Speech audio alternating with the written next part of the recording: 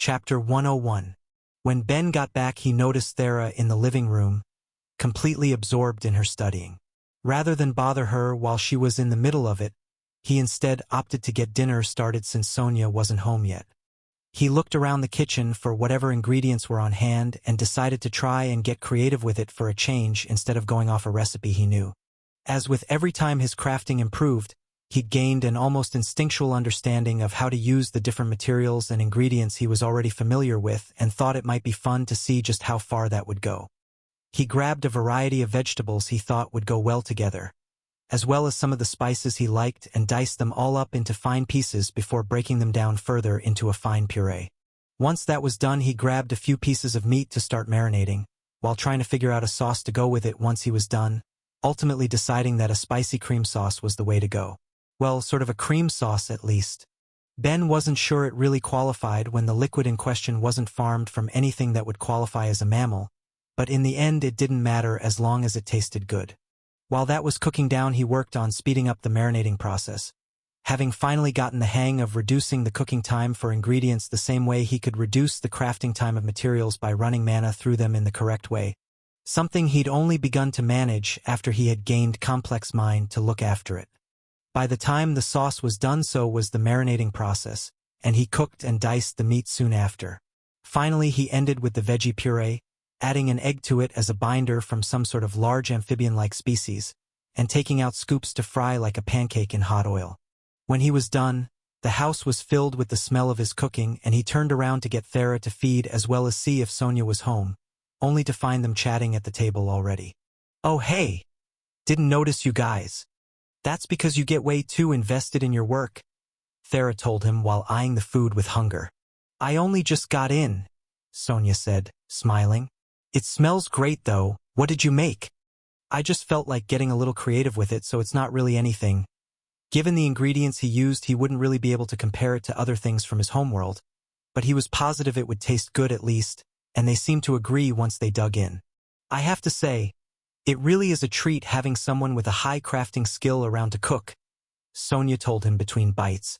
"Thanks, but it's not like a meal from someone with a pure cooking skill," Ben said, thinking back to the meals in Analia and how, as much as he enjoyed the jack-of-all-trades master of none role his skill seemed to give him, some things were better when there was a specialist around. Sonia, though, seemed to disagree. "Maybe that would be true if we're comparing it to someone with blessed cooking, but people with that are exceedingly rare. Your blessed crafting could blow away an average cook." "Ha, well thanks. I'll try to make sure I'm back at a decent enough hour to do my fair share." It was good for his practice too. He couldn't expect to raise his crafting if he only focused on smithing and alchemy. With that thought in mind, he looked at the two women in front of him. He'd also bought plenty of sewing supplies while in Analia. Maybe if he picked up some fabric he could make them some shirts or something to practice that aspect of his crafting skill. Assuming his teacher was right, he should be close to getting the next level already. He shouldn't neglect it. While he let himself get lost in thought, Thera and Sonia began talking about her magic practice. "So how is it looking for you so far?" It's too early to say it's going bad, but I still don't have a feel for life mana. On the plus side, I got to enjoy something exceedingly obvious being pointed out to me that might help, so maybe after I get some more reading done I'll be able to have a better understanding of it, or at least an easier time leveling it up than I would otherwise. Sonia seemed to hesitate for a moment before letting herself make a suggestion. If you are struggling to feel life mana at all, you could try talking to Vividus. She would be able to fill you with far more life mana than I ever could." Thera grimaced at the suggestion but understood where her aunt was coming from. "Maybe if I can't get the Zeroth level after a year or two," she told her unhappily. "I'd rather not have to deal with her if I can help it." "Of course, and there's no reason to do it at all if you don't want to. It's just the best suggestion I can think of." This might be a dumb question, but couldn't a regular life spirit help?" Ben asked, prompting a thoughtful look from Thera. It was true that regular life spirits would possess more mana than Sonia by a significant amount. They just tended not to use it since casting their spells would weaken them as they waited to regenerate it, and nothing would really interact with them anyway, so they had no reason to. Having said that, if she got a few of them to do it, there shouldn't be any real risk. It all just came down to finding one to ask. "That might be worth trying," she said thoughtfully. I'd have to find a spirit and ask if it could contact any life spirits it knows and send them my way. But that shouldn't be too hard. I'll just have to see if I can find one outside of town.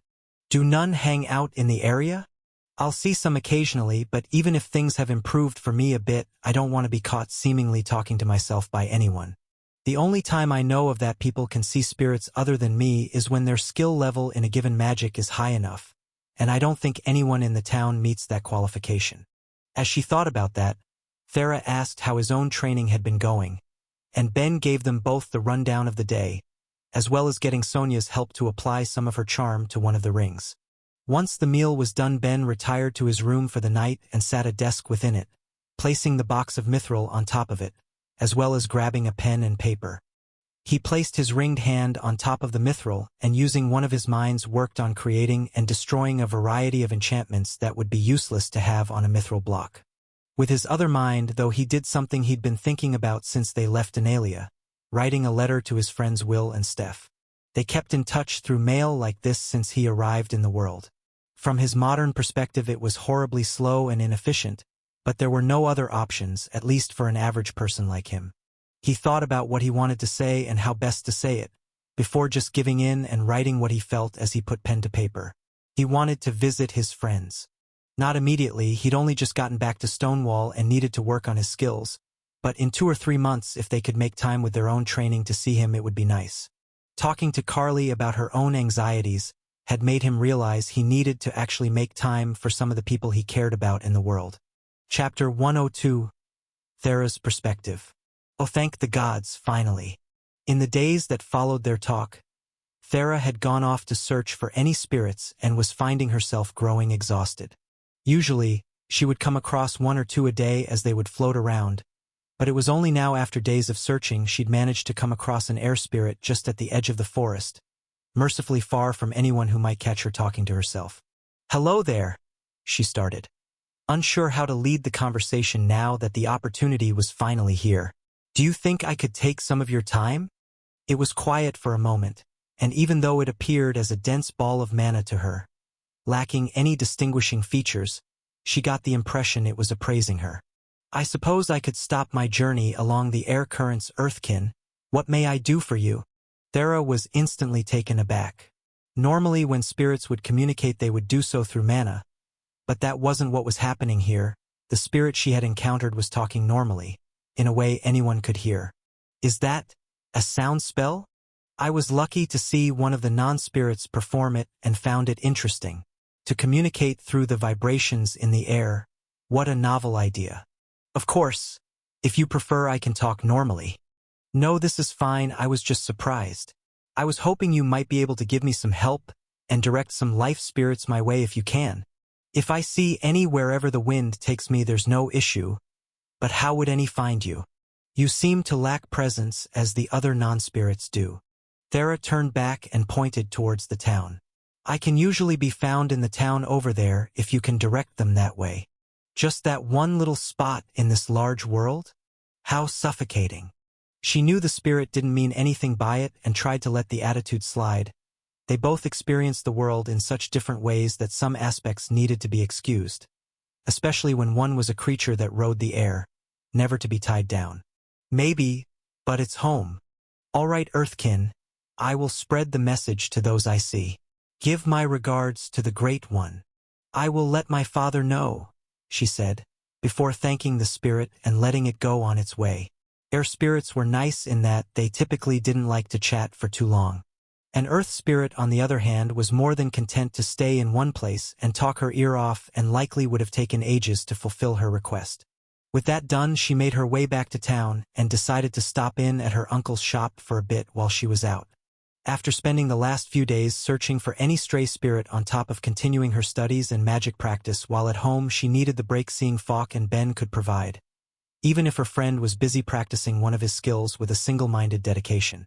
When she got there, Falk was sitting in the front looking emotionally exhausted while Ben was nowhere in sight. "Everything okay, Uncle?" she asked him with concern. "Ah, Thera, yeah, everything's fine. The boy's doing some apostle stuff in the back and it was a little too strange for my taste." "What?" Instead of answering, Falk instead held out a hand pointing her to the back room, and without a need for further prompting she went to take a look. When she turned the corner she was left not knowing how to react when she found Sakhel, Raelia, and Sko all kneeling in front of Ben, seemingly in prayer, while Ben stared off into the distance giving a half-hearted one himself. They briefly made eye contact before she gave a quick sorry and left to walk back to spend time with her uncle while he finished whatever it was they were doing. At least she tried to. "Wait, Thera, stop." He called out to her and she could only sigh. "I guess I won't abandon him to whatever the hell this is." "So what's going on, Ben? This looks interesting." "Oh, you know, just my God being a bastard," he said with false cheer. But his comment immediately caused the three praying towards him to whip their heads up and open their eyes wide in shock. He ignored the reaction though and went on. "It looks like Myriad decided to out me as his apostle." "Okay. But then all this is?" It was Sakhel who answered the question she left hanging. "I was given a quest by him," she said, beaming. "So I wanted to make sure to pray before we went off to do it." "And you're all praying to Ben because?" "Since Sko and I are helping her, we all came to pray at her God's church," Raelia told her, seeming conflicted about the whole thing herself. "When we found out it was in town, we weren't exactly expecting this. But it never hurts to have a God smiling down on us." Of course, the details were left unmentioned. "And it looks like having a believer as well as non-believers pray to Myriad's representation/zipper acts as decent job experience," Ben told her, full of exasperation. "By having them do this for a while as I'm wearing it, it looks like it counts me as acting as the head of the church, so I need to take advantage as long as they're around and willing." "And you're all fine with this?" she asked, addressing the group specifically for the first time. While she could see hesitation from the other two, Satchel had none. "Of course," she said proudly, eyes shining. "To find out I've been receiving guidance from the apostle of my God this whole time. What's a few hours of prayer if it means giving thanks to Myriad for giving me the chance to complete a quest? I guess that's reasonable and dash." She stopped as something Sakhel said caught her attention. "Wait a minute, hours? 2 so far," Ben said with exhaustion. "But since I'm technically acting as head priest of the First Church of Myriad, I've managed to gain 2 whole job levels, so I'm dealing with it. The sooner I complete this one, the better." "Well, good luck with that," she told him and took her leave to go back to talking to Falk. Her uncle had been right, that whole situation had been too weird, not to mention her complicated relationship with the group in question. Satchel and Raelia seemed content to try and act casual around her. But Sko had been the biggest pain to her of all since she had her problems with Roan. It would be nice if he were to say something about it, maybe even an apology? She shook her head and tried to clear her thoughts. "It doesn't matter what that bastard thinks or does now anyway. My standing in the town has improved enough that people seem content to just leave me alone. And Ben can always back me up if anything happens. Seems like he could at least get Sakhel to keep him in line for me. It's kind of freaky how she wound up so devout all of a sudden." Not that she couldn't understand a bit. Meeting Analia had been a deeply moving experience, even if there was some chaos during it. Really, maybe the issue was more Ben being completely indifferent to having near-daily interactions with such a being. She couldn't imagine many other apostles so casually referring to their God as a bastard, no matter how close some of them might be. The distance between God and mortal should be too big for that sort of behavior for all but those who might bridge the gap. She sighed and tried to ignore it. She'd long grown used to Ben's attitude toward Myriad. Maybe it was a good thing for his God to have someone like Sakhel to balance him out. Chapter 103. Are you sure about this Myriad?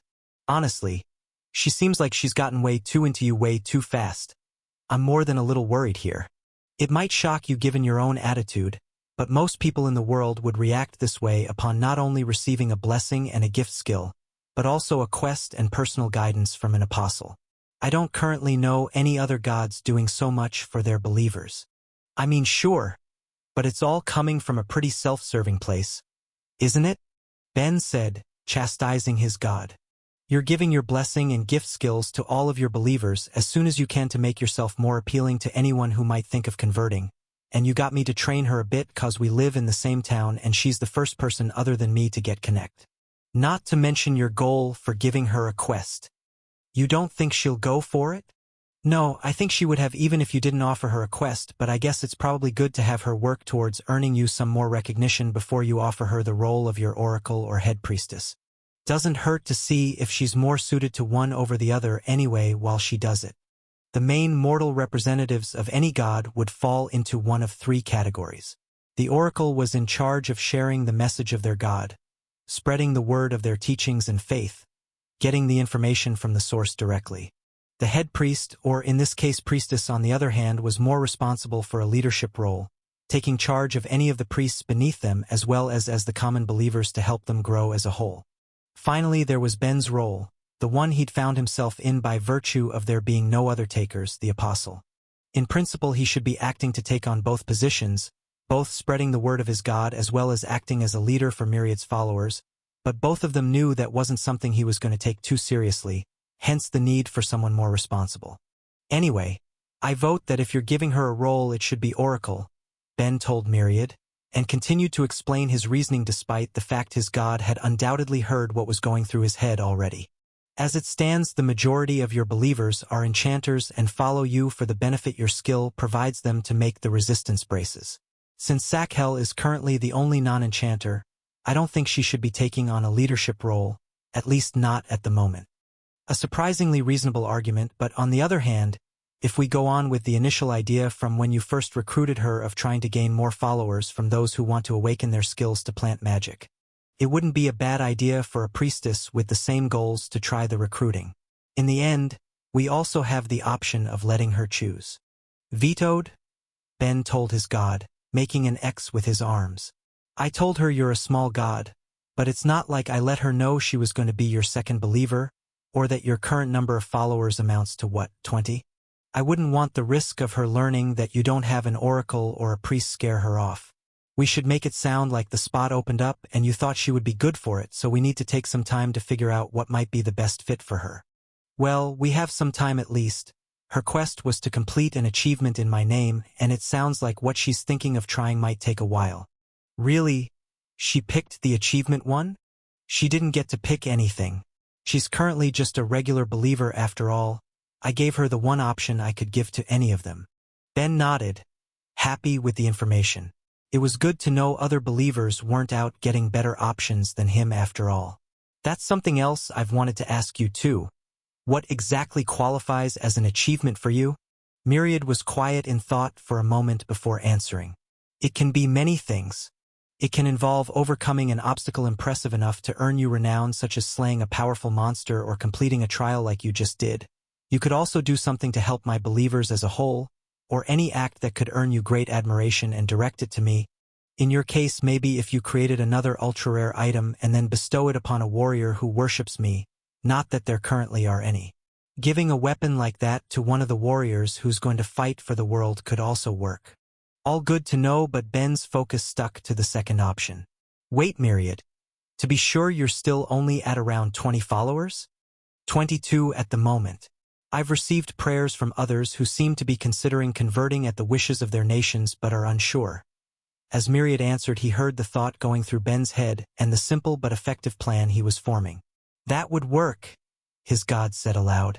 Ben's smile grew.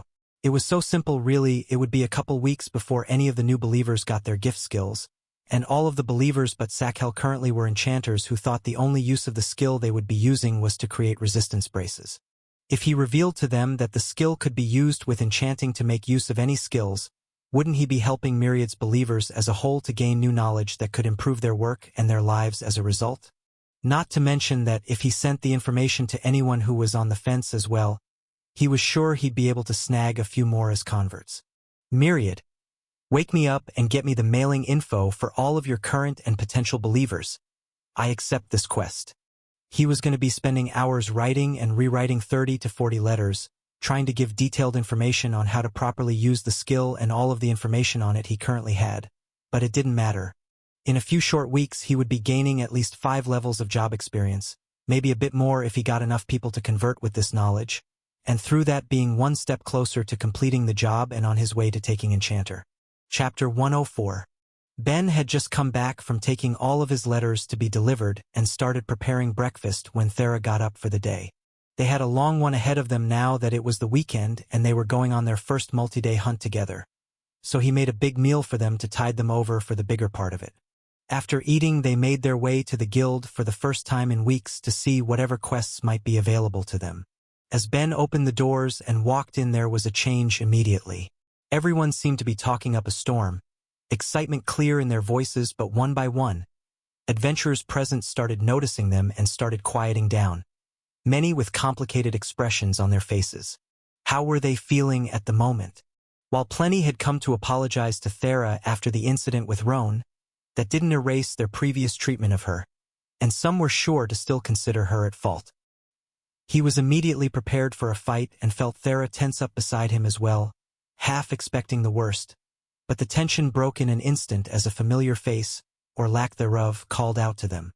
"Thera, Ben, it's been so long." Ankh yelled out from across the counter to them. "Has everything been all right?" "Hey Ankh, it's good to see you too," Ben told them, happy to feel the eyes around them go back to their own business. "Ben just had to take a trip for his job, and I went to help him," Thera explained lightly, trying to leave the more interesting details to the side. "We were looking to take a quest, but is everything okay here? Seemed like things were pretty crazy when we came in." "Oh my, you haven't heard yet? I guess news just broke, so it shouldn't be too surprising. But it looks like one of the groups of summoned individuals from a year ago came from a world far advanced of anything we can imagine, and they've made contact to help us. It sounds like they're going to try to work to track the invaders' homeworld for us and see if any of their technology might work here." Even without a face, Ben could detect the excitement coming for their favorite guild employee. But Ben tried to look as surprised as that bit of information should have made him if he wasn't directly involved with it happening, even going so far as to activate Hidden Mind in the hope it would keep some of his true emotions from showing. "What, that's unbelievable," he said, not feeling like he sounded as surprised by the news as he should and jealous of the fact that Thera had the benefit of her face being covered, even though the alien that led them to Carly and Glob on the trial seemed to try to keep itself out of her sight. Once Ben confirmed everything and had agreed to help the world, as well as himself, he gave her a rundown on what happened and got to see her shock firsthand. Luckily for him, though, Ankh didn't seem to notice any issues and went on. "It's like a miracle, isn't it? An entire world, powerful and ready to help us as much as they can. We actually have allies for what's to come." That makes sense. When he thought about it like that, it sounded like before the invasions, separate worlds didn't have much or any contact with each other except in rare cases. This was probably one of the few times a world wasn't facing the threat alone. Even if they couldn't provide soldiers, the knowledge that could be gained from reconnaissance would be invaluable, not to mention the potential for technological development. Maybe this really was something to get emotional about. Thera, though, seemed to find the entire topic uncomfortable given her knowledge on how it came to pass and was more than happy to get them back on track. "That's really exciting and all, but we were looking for a quest to take. We were planning on going into the deeper woods, so we don't have any problem with something that would be 2 days if we include travel time." "I'll see what I can do, but would you mind if I see your cards first? Neither of you updated them since the town was attacked. Rewards need to be distributed and contributions determined." Obediently, they both handed over their cards, and as something she was checking them, something changed in her demeanor. Ben wasn't sure what until she leaned in close and spoke in a low voice. "You've both completed a trial?" He was caught off guard. It wasn't a big deal for people to know, but he hadn't been spreading it around since it sounded like a pain. The fact that it was apparently viewable to the guild the same way their kills and contributions were wasn't something he'd been expecting. "We did the one in my homeland," Thera calmly answered, seeming to have expected this. "I see. Well, with that being the case combined with your previous accomplishments in protecting the town, I'm happy to tell you both you've made it to rank 5. Even with her face covered, Ben could tell Thera was overjoyed. When they first started to work together, she seemed to want to gain achievement to raise their ranks. Now they had. Ben, on the other hand, cared significantly less. Even if they couldn't take quests for the higher ranks, they could still hunt whatever they felt like. And all this meant was an increase in responsibility should an emergency occur. Still, if it made Thera happy, he'd take it as a good thing. At worst, he could just quit the guild if she ever found a real party to work with. He would just have to make sure he got everything from their archives he could before that happened. In that case, do you have any rank 5 quests we could take? His friend asked, excitement filling her voice. There's a couple options, but if you're looking to go to the deeper woods, there's one we need to get done, though the reward is smaller than a typical rank 5 quest. We need someone to collect some specific plants for us. Since it's in a more dangerous section of the woods, we can't ask any lower ranks to do it. But it would be a big help to the guild, and we'll do our best to find you better quests in the future for doing us this favor. Ben looked to Thera, waiting for her to answer. After all, he didn't care one way or another what they ended up taking, and it wasn't like they couldn't fight any beasts they found as they went. We'll do it, she said confidently, her willingness to take a non-combat related quest stemming from her current happiness at her rank increase, as well as the promise of better quests in the future. Could we get a description of the plant, and how many would you want? Give me a moment, the guild member told them before walking to the back and grabbing a book, flipping open to a page with what appeared to be a small shrub. This is the one you'll be looking for. You only need to collect the smaller branches from it, but of that take as many as you can. I can loan you the book while you go to help find it, but if it's lost or damaged, there will be a fee taken from your reward or future rewards should you fail the quest. Is that acceptable? Absolutely, Ben told them as he grabbed the book. Does this have information on all of the medical plants in the area? Medical and poisonous plants, yes. It was perfect, and Ben immediately started flipping through the pages, seeing what other plants were in the area. He remembered cursing himself on the trial for not taking the time to prepare any potions or medicines, as well as not working on his alchemy beyond what he needed to prepare weapons. If he was already going to go out, then there was no harm in taking the time to gather any useful plants for himself as well. And now that they had 2 spatial bags sent to them thanks to Polinia's gift, they could potentially make quite the harvest. Chapter 105. After spending the better part of the day walking out, they were finally in the general area they could expect to find some of the plants. They'd lost plenty of time to Ben having to stop and gather others from the book he thought he could put to use, as well as letting Thera practice some of her magic on passing creatures. But aside from that, they'd managed to keep a reasonable pace and were in the middle of setting up a camp while there was still light leaking from between the trees. So, is any of that actually interesting? Thera asked Ben as she peered over his shoulder while he pulled over a dozen different plants from the 2 spatial bags and got to the business of grouping the similar species together for convenience later. Of course it's all interesting, he told her, shocked that it could be considered anything but that, and started pointing out a variety of them. Aside from all the branches the guild wanted that can be used to refresh mana and stamina, these leaves here can be boiled down to clean and treat wounds, and this flower can be processed with a few of these roots to give a minor boost to mana recovery for a short time. Not to mention that every part of this one has different minor medical benefits, but if you don't separate them and process each one correctly, all the effects are lost. Okay, your plants are very neat, she said to appease him. What about those ones over there? She asked while pointing to a separate pile from the one he was currently sorting through. Oh, those? Some have uses when applying alchemy to my blacksmithing. The rest are poisons. She was about to pick one up to get a better look but stopped herself when Ben said that. Why do you need poisons? We'll be in so much trouble if any get mixed in with what we're supposed to be handing over. Which is why I'm separating them out now ahead of time. Besides, it's for my crafting skill. The more branches of it I pursue and try to improve, the more experience I'll get compared to just focusing on one aspect of it, like sticking to blacksmithing. I've pretty much ignored its alchemy aspects outside of its use in my smithing too, but if I take some time to learn to refine different potions and poisons, it should be good for my skill overall. Still seems kind of risky to try and make casually though. What if something happens? I work with fire and molten metals on the regular, this is fine. Besides, they're identified as poison because the plant itself is toxic to eat, or they'll harm you if they aren't used in the proper way. He tried to think of the best way to explain it. Let's see. Does Sonia have any books on treating anyone afflicted with an animal venom? Thera gave a negative, so he tried to explain the best he could. Okay, imagine something bites you and it causes your blood to thicken. This, he said, grabbing one of the plants from the pile, can act as an anti-clotting agent once it's processed. If you get someone to consume it fast enough after being bitten, then it might be able to slow down the effects of the poison for them to get to a light mage to detoxify their blood. Of course, this will have to be removed too.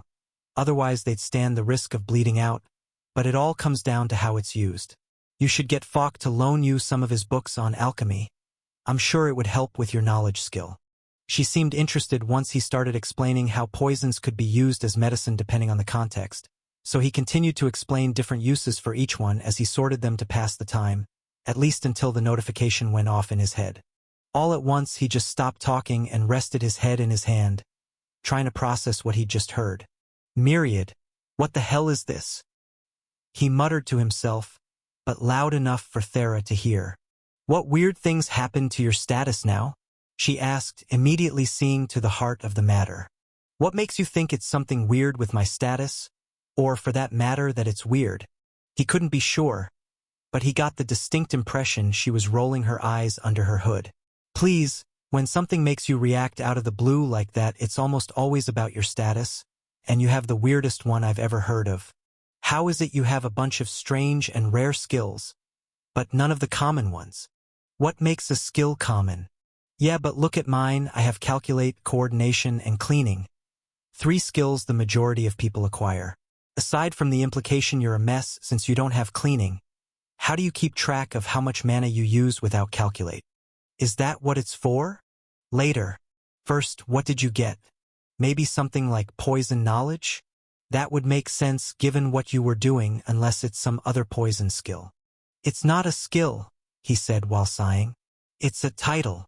He let that hang in the air, but Thera didn't say anything, just waited while staring at him silently. Ha! It's Miracle Maker. I mean, that makes sense. She told him, surprisingly unfazed by it. You heard Ankh right? The world just found out we have some powerful allies now. Kind of reasonable you'd get the title considering the part you played. The part one played was light blackmail on a race that was going to give in and do this eventually. Hey Myriad, come on and speak up. Which god gave me this stupid title? Took a few minutes, but Ben's god finally answered him. What do you mean it was the world? That's a real fancy way of saying that things might get complicated if anyone finds out about this. But okay, do you have any idea what effects it has? He immediately hid the title from his status as he tried to work out what benefits it might include. It was more than a little annoying how vague and undefined they tended to be, but he had to admit that the new one sounded like it would have some decent benefits. Unfortunately, Myriad wasn't any help.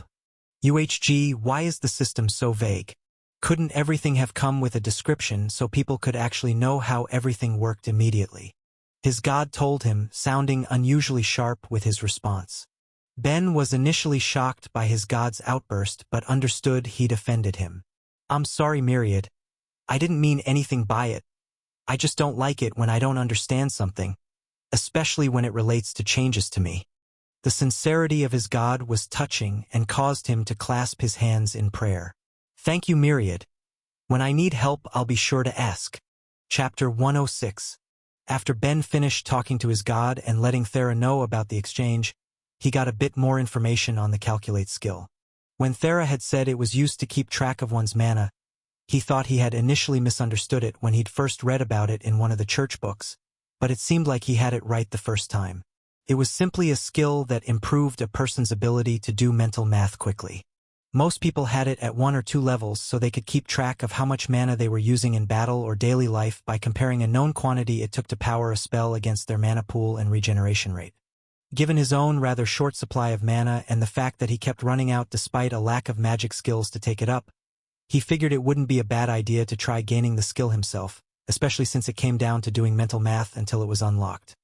He tried exactly that during his watch in the night, only stopping when it was Thera's turn to take over while he got some rest and studied Myriad's blueprints in his divine realm. When the sun rose and he got up, they got to the main task of the day. Having already collected some of the branches yesterday, they kept their eyes out for more, but it wasn't the main goal of the day. They wanted the chance to hunt. In Thera's case, she wanted to attempt to work on her earth magic, and in Ben's he had new tools to test, having spent his spare time during the last week seeing what he could do with his improved skills. Ben set up his tools and traps throughout the area before going with his main strategy for hunting, climbing the tallest tree he could find for safety. Once both himself and Thera were up there, they attempted something riskier than they normally would, only doing it because they felt confident in their current level of growth. they had Thera take off her cloak to see if it would draw anything in. It was something they had spent long hours discussing throughout the days leading up to their first hunt since they came back. It wasn't like the woods were dense with monsters after all.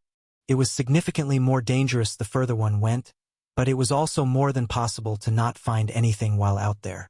They'd been working around this by trying to lure creatures with the smell of cooking meat to begin with, but that took a fair bit of time and patience. They wanted to get quicker results. Of course, that didn't mean they were going to throw away their safety completely. The range of Thera charm would be affected by a few different things, from how much was between her and her target, as well as the target's darkness resistance, but as long as creatures wandered to the edge of it, they were confident they would slowly be drawn in, unable to resist its effects. The main thing then became being vigilant. As long as they got her cloaked again when monsters came within sight, hopefully they would go towards one of the traps Ben had set up that were enchanted with the higher level of charm Ben got from using Sonia's. Even if the mana would be significantly weaker since he had to pour his own into power it compared to what naturally radiated from Thera. It took 20 minutes of waiting, but eventually Thera spotted movement rushing towards them and quickly threw her cloak back on hoping they would keep coming. And even without the constant stimulus of her magic their curiosity and hunger remained and two creatures came through the woods. Ben was pretty sure they were Cultrafels, large panther-like creatures that were covered in sharp, porcupine-like quills. Still feeling the lingering effects of the charm, they started wandering the area, and each of them started moving towards different traps Ben had set up. The first of the beast walked towards a common pit trap, the kind he'd used in his hunts dozens of times by this point. But now the spikes were enchanted with both charm and drain, hopefully to get the monster more willing to throw itself upon it without needing to go to the trouble of hiding them in some way. Unfortunately, there was no luck on that count. While it did walk up to the pit, it didn't throw itself in it. The draw of the charm apparently not enough to overcome its survival instinct. As for the second one, it made its way towards one of the charm bombs Ben had made and left around. He had produced these ones to be simpler than the ones he'd made for the trial, not worrying about using overly expensive materials for it as he did, but he was confident they would work as long as a creature bit into one. Unfortunately, things didn't work out quite so conveniently. When it reached the first charm bomb, the Cultrafel's immediate reaction was to step on it. He was sure it received a huge shock from suddenly being thrown to the side by the barrier bubble that appeared for a few seconds, but that was all it came down to. It got up again immediately and focused on checking out the other charmed items around. Watching all of this, Ben couldn't help but be disappointed. He had prepared 3 types of traps and the first 2 were already failures. It all came down to the last one. As luck would have it, he had 2 of them set up and they were both approaching them. He had belief in these and was sure he would get them both in one go, but when the first of the creatures encountered his new and improved bear trap and felt thick metal teeth breaking through its needles and piercing its flesh, its scream pulled the other one towards it, leaving the other trap unused. Thera, seeing that it might interfere with his ability to view how successful the first trap was, pulled together an earth bullet, and with careful aim all but destroyed the free creature as the other one continued to struggle. It was no use though. Before their eyes it continued to grow weaker and weaker, until all the life had left it, the drain spell on the trap sapping it of everything it had. Having watched it all, Ben could only feel unimpressed by his work. He'd had far too much confidence in his charm bombs, and unless he made dozens of them and carried them around, his bear traps would only be able to capture 1 or 2 creatures at a time as long as the animal's cries didn't scare off anything else with it. As for his improved spike trap, he didn't initially have too much hope for its success from the beginning, but seeing the animal approach it had given Ben an idea. If he could construct a trap door with it, something that could cover it to make it less suspicious while being able to reset itself once something fell through, wouldn't that be significantly better?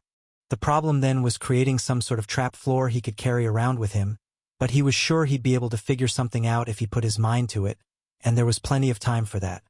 With both animals dead, Thera took off her cloak again to try and attract more for her own magic practice.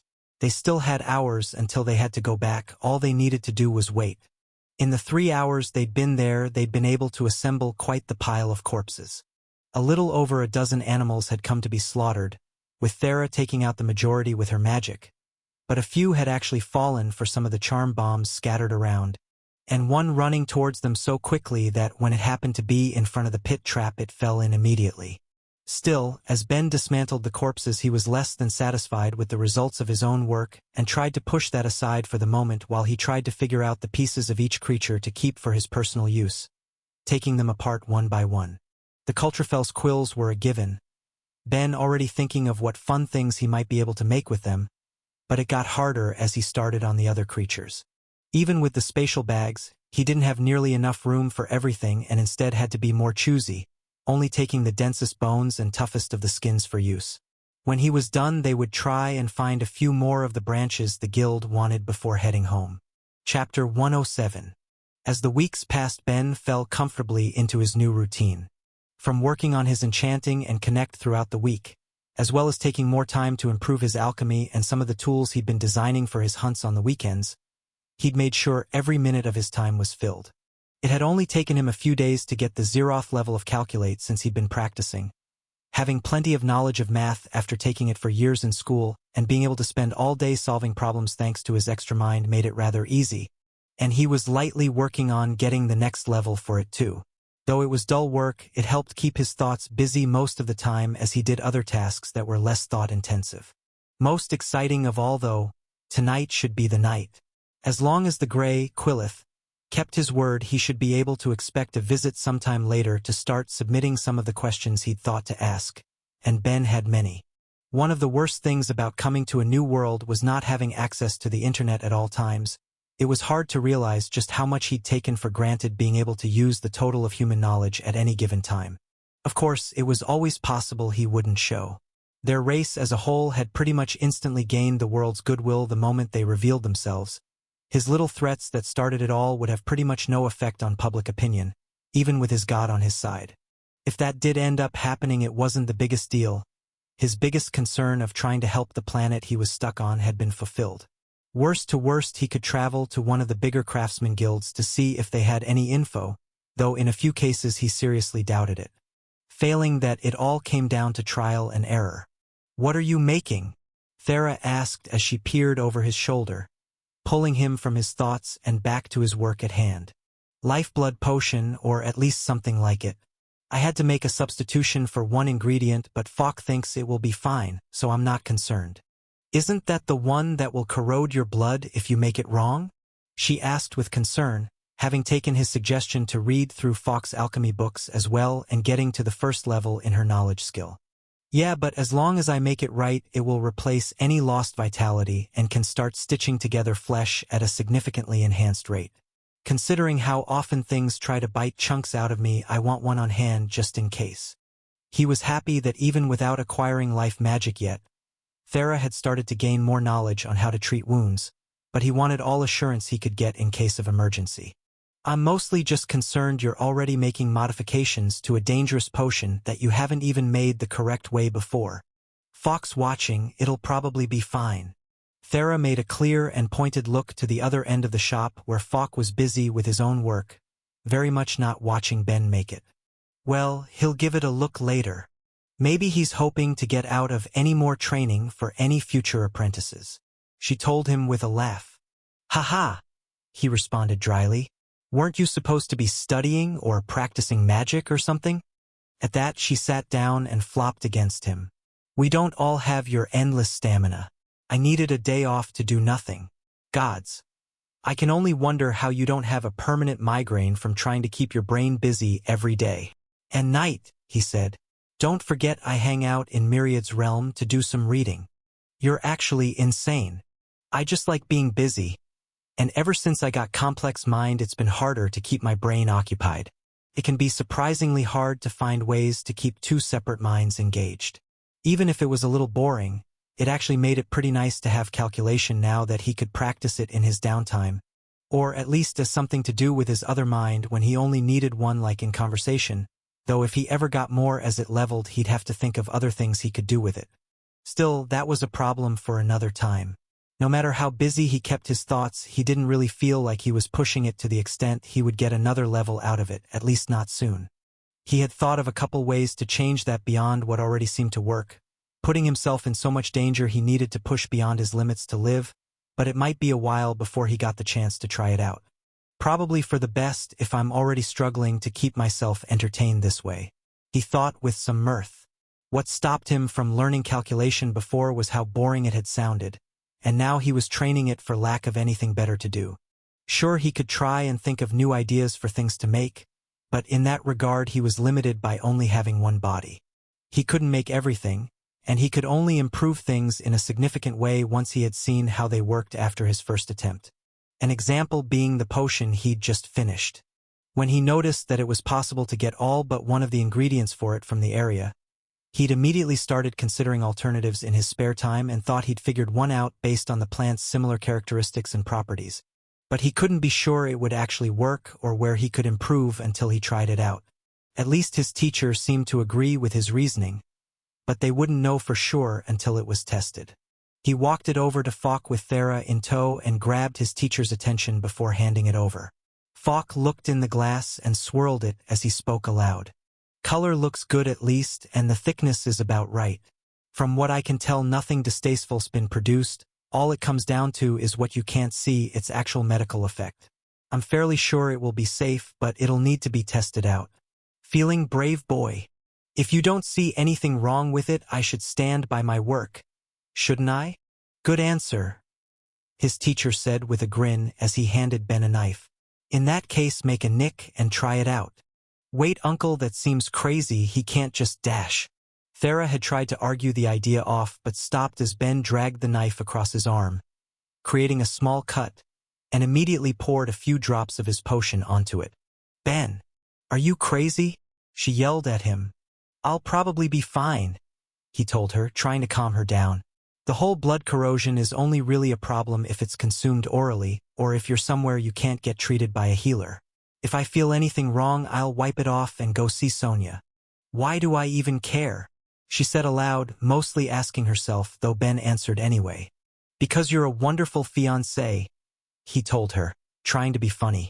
But it feels fine so far. I'm pretty sure things are supposed to start burning immediately if something's wrong. It does kind of itch though. That still sounds bad. Couldn't you have done this at the clinic to be safe? Ben didn't have an answer for that and looked to his teacher for help, who was making a distinct effort not to look at his niece. It was clear that Thera was exasperated. Can you please at least go to the clinic next time you want to test something like that?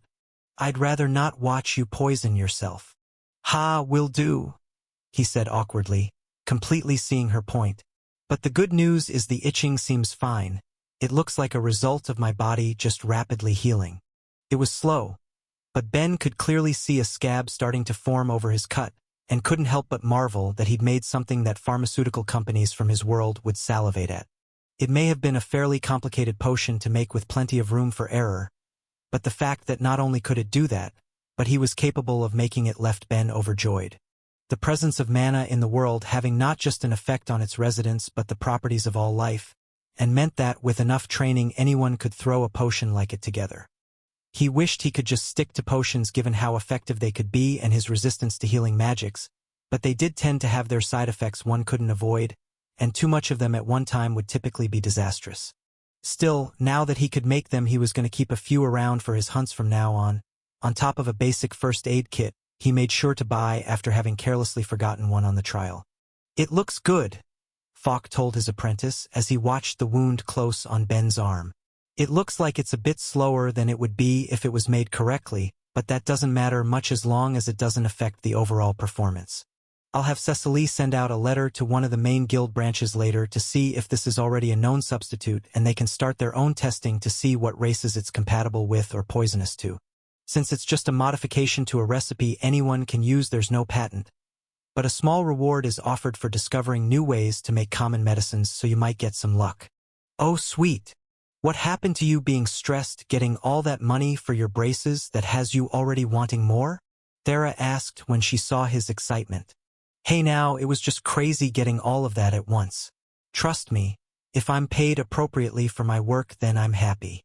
It wasn't like he would be getting anything close to what he'd made while he was making the braces anyway, and even though that money would last him for many years if he didn't buy anything too crazy for it, there was never any harm in getting a little more. As he, Falk, and Thera stopped to chat before he moved on to his next task, he heard the shop door open behind his back. and a familiar voice call out.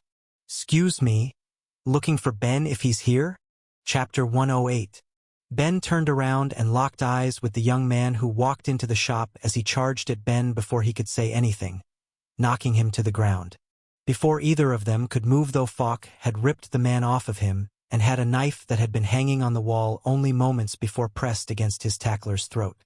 "Now I ain't sure what issue you have with my apprentice," his teacher growled, "but you better think long and hard before you try anything in my shop." "Wait, Falk," Ben yelled. "He's a friend, it's all good."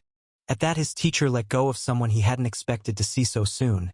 His old friend and former classmate Will, who for his part seemed to be doing his best to hide just how frightened he'd been about almost being killed. Before he could speak though, someone else called out to him, and he saw his other friend Steph, who ran up and hugged him, thankfully in a far gentler manner than Will had. "It's so good to see you." "It's good to see you both too," he said as he hugged her back. "But what's going on? I wasn't expecting to see you guys here." Surprised would be putting it mildly. He wished he could have gotten some sort of heads up about their arrival. He would have tried to actually plan something for them. "How could we not see you after what we heard, right, Will?" she asked, turning to him for the first time since she walked in and having missed his encounter with Falk. "Wait, is everything all right?" "Oh yeah," he told her, trying to laugh it off. "Just regretting running ahead, I think." "I'd rather you both stay in the range of my senses," a third voice said, and when Ben looked to see who it was, found another of the world's stranger inhabitants. Trailing behind the other two at a far more leisurely pace, a giant floating worm entered the shop. It was about 2 meters in length and as thick as a fist, but Ben kept the presence of mind not to stare after his first meeting with Glob, instead just giving a friendly hello. The worm-like person didn't say anything in response, but gave what Ben interpreted as a polite nod before fixing its full attention on Falk.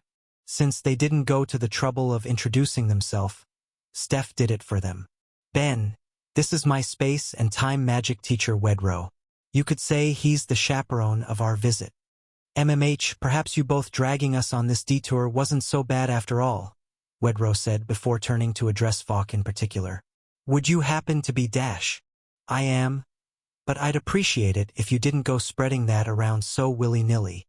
"Understood. We mostly came to verify your apprentice's sanity, but after, if you'd be willing, I'd like to commission some items for these two if you'd have time." Falk gave a nod of agreement. If these were not only friends of his apprentice but also summoned heroes brought to help protect the world, then he could make the time. Ben, though, had something different in mind. "What do you mean you guys came to check my sanity? Don't get me wrong. It's great getting to see you both, but I'm perfectly sane. Isn't that right, guys?" he asked, expecting backup from Falk and Thera but getting nothing but betrayal. "Boy, didn't you somehow grow a whole other mind only a few weeks ago? And I've watched you try and sacrifice your life twice now in only a few months, not to mention every other way you've thrown yourself headfirst into danger." "All right, I can see I don't have any allies here," he said, defeated. "So why was my sanity such a concern that you guys came all the way out here?" "Ben," Steph tried to say gently, "we heard you're getting married to the daughter of the current succubus queen." "Yeah, and she's supposed to have some crazy mind-enslaving magic compared to regular succubi. It sounds nuts, Dash." "Guys." Ben immediately cut in to stop them before they could say anything that would make things any more awkward than they'd just become. He moved beside Thera and put a comforting arm around her shoulders even as he felt her wanting to shrink away. "This would be Thera, my fiancée and also the niece of my teacher. Why don't sit down and talk a bit, since I get the impression you didn't receive my letter."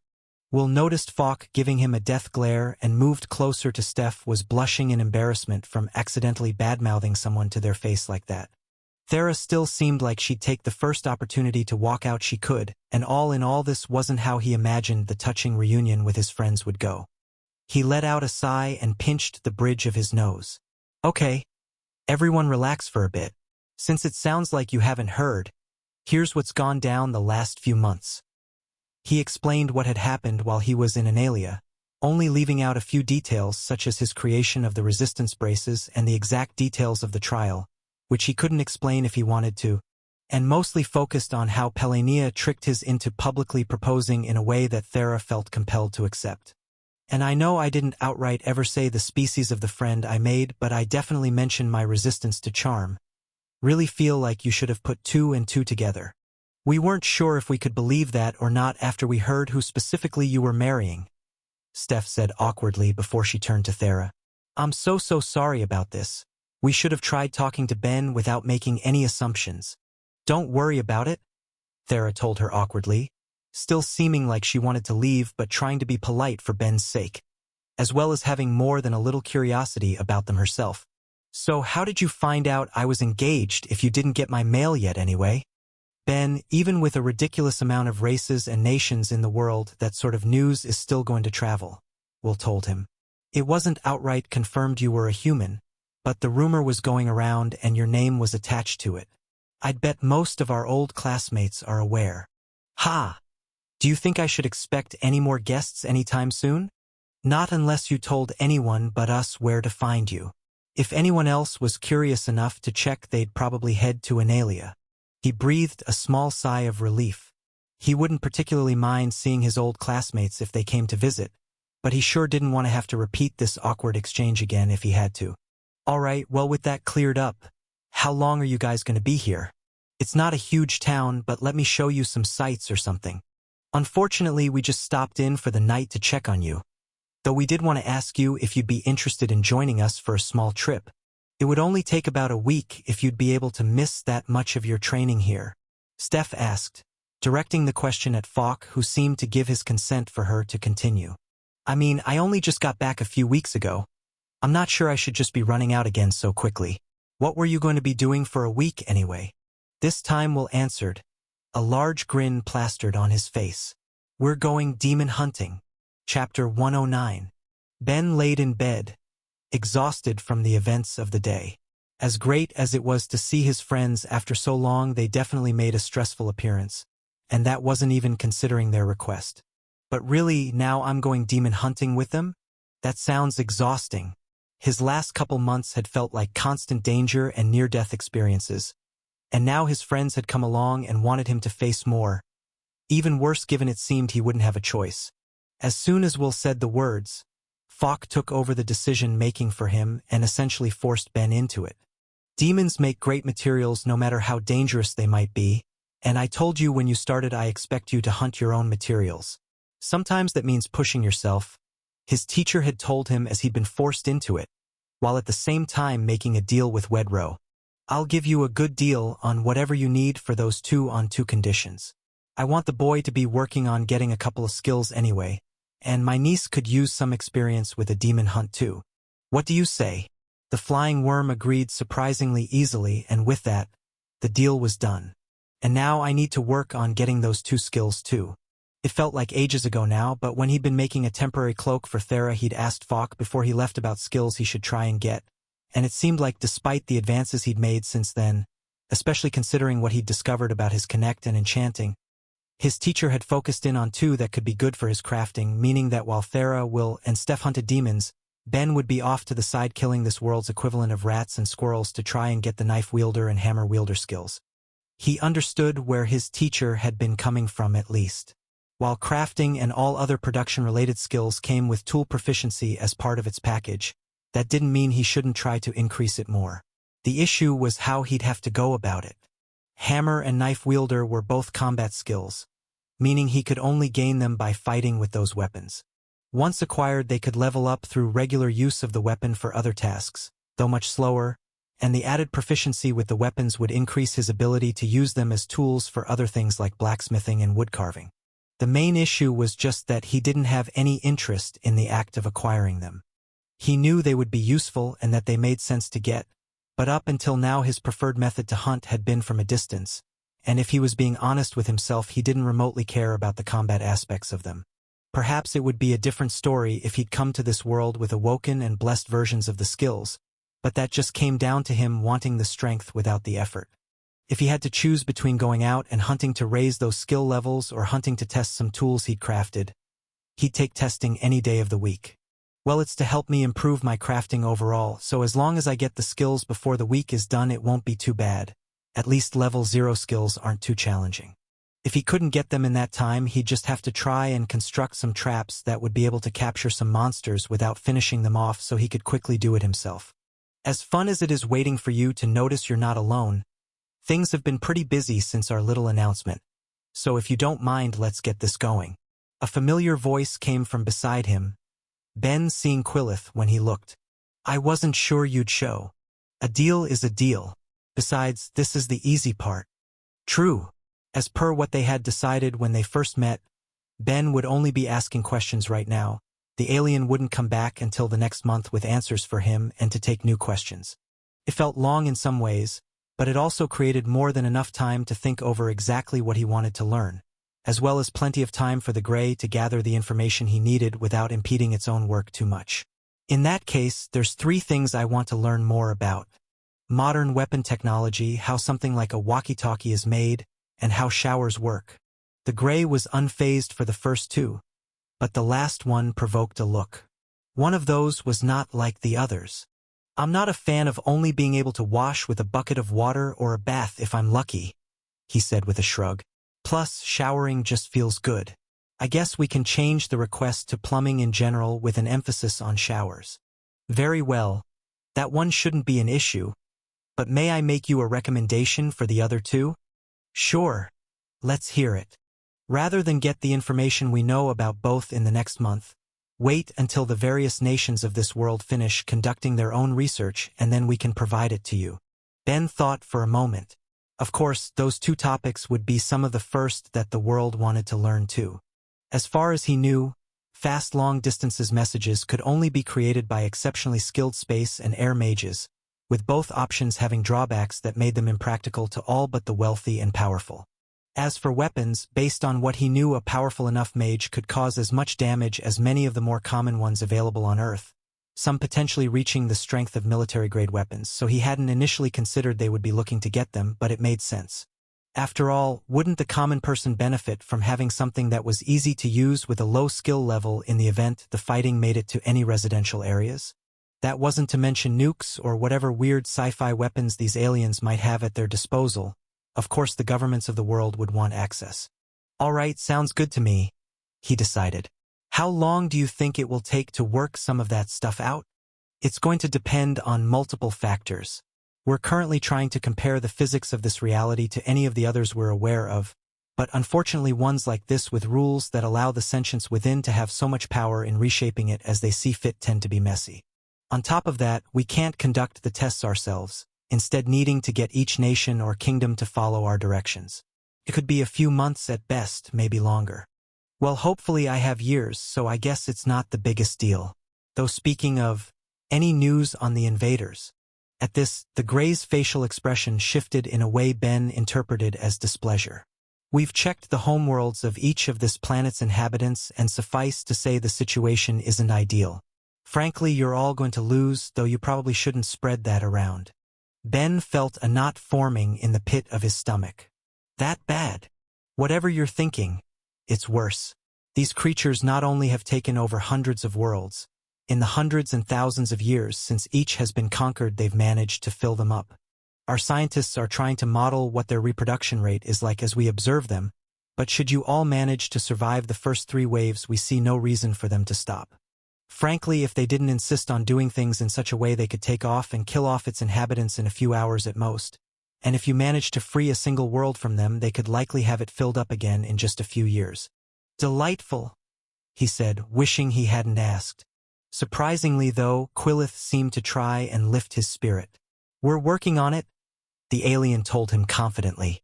All of their worlds are connected through gates, the same sort you lot use to travel country to country, but on a much larger scale. Our scientists are working on figuring out ways to disrupt gate travel so we can keep them completely off-world. It's the only hope we can think of at the moment, but it's something. So what's your take on all of that? Ben asked when he awoke in his god's realm shortly after Quillith left. Not ideal, but not shocking either. We'd believed that the invasions were for colonization purposes, and their quick reproduction rate is something we're at least familiar with thanks to all of the demons that have made it onto this world and still exist despite frequent hunts for them. It only takes a few to fall between the cracks, and before you know it, you've got a new batch of demons fresh and ready to go. Great.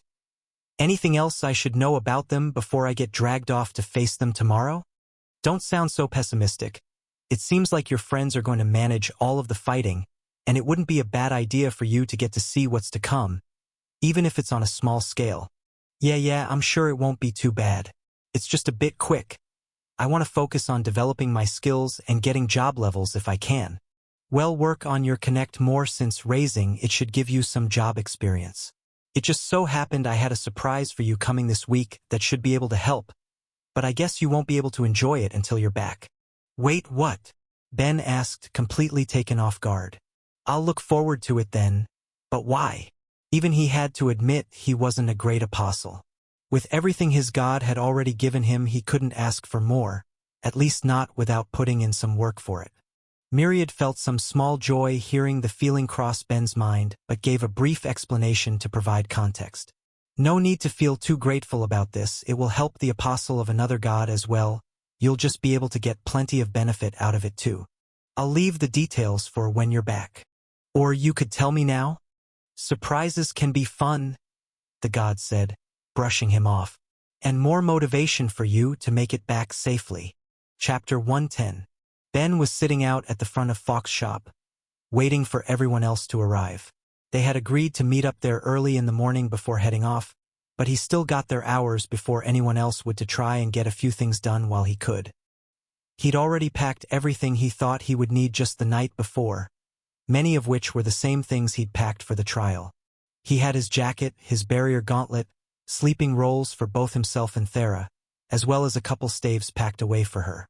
The main difference was the presence of a first aid kit, as well as a proper tent to sleep in. Though his friend Steph had an advanced form of life magic, he wasn't going to take any chances with his safety again, even if it might seem like overkill. Finally, on top of a hammer and a knife, Ben made sure to bring a charm-enchanted bear trap he'd made in the early hours of the morning. Usually, he'd make them so that it would require a sufficient weight to set them off, but he'd lowered that threshold considerably with these ones as well as reducing its crushing force. It wasn't for use against any demons they might encounter though. As Will and Steph were going out to get experience for fighting them in the future, he couldn't go lowering the challenge for them by capturing it. They needed the full experience. No, the trap was for his own training.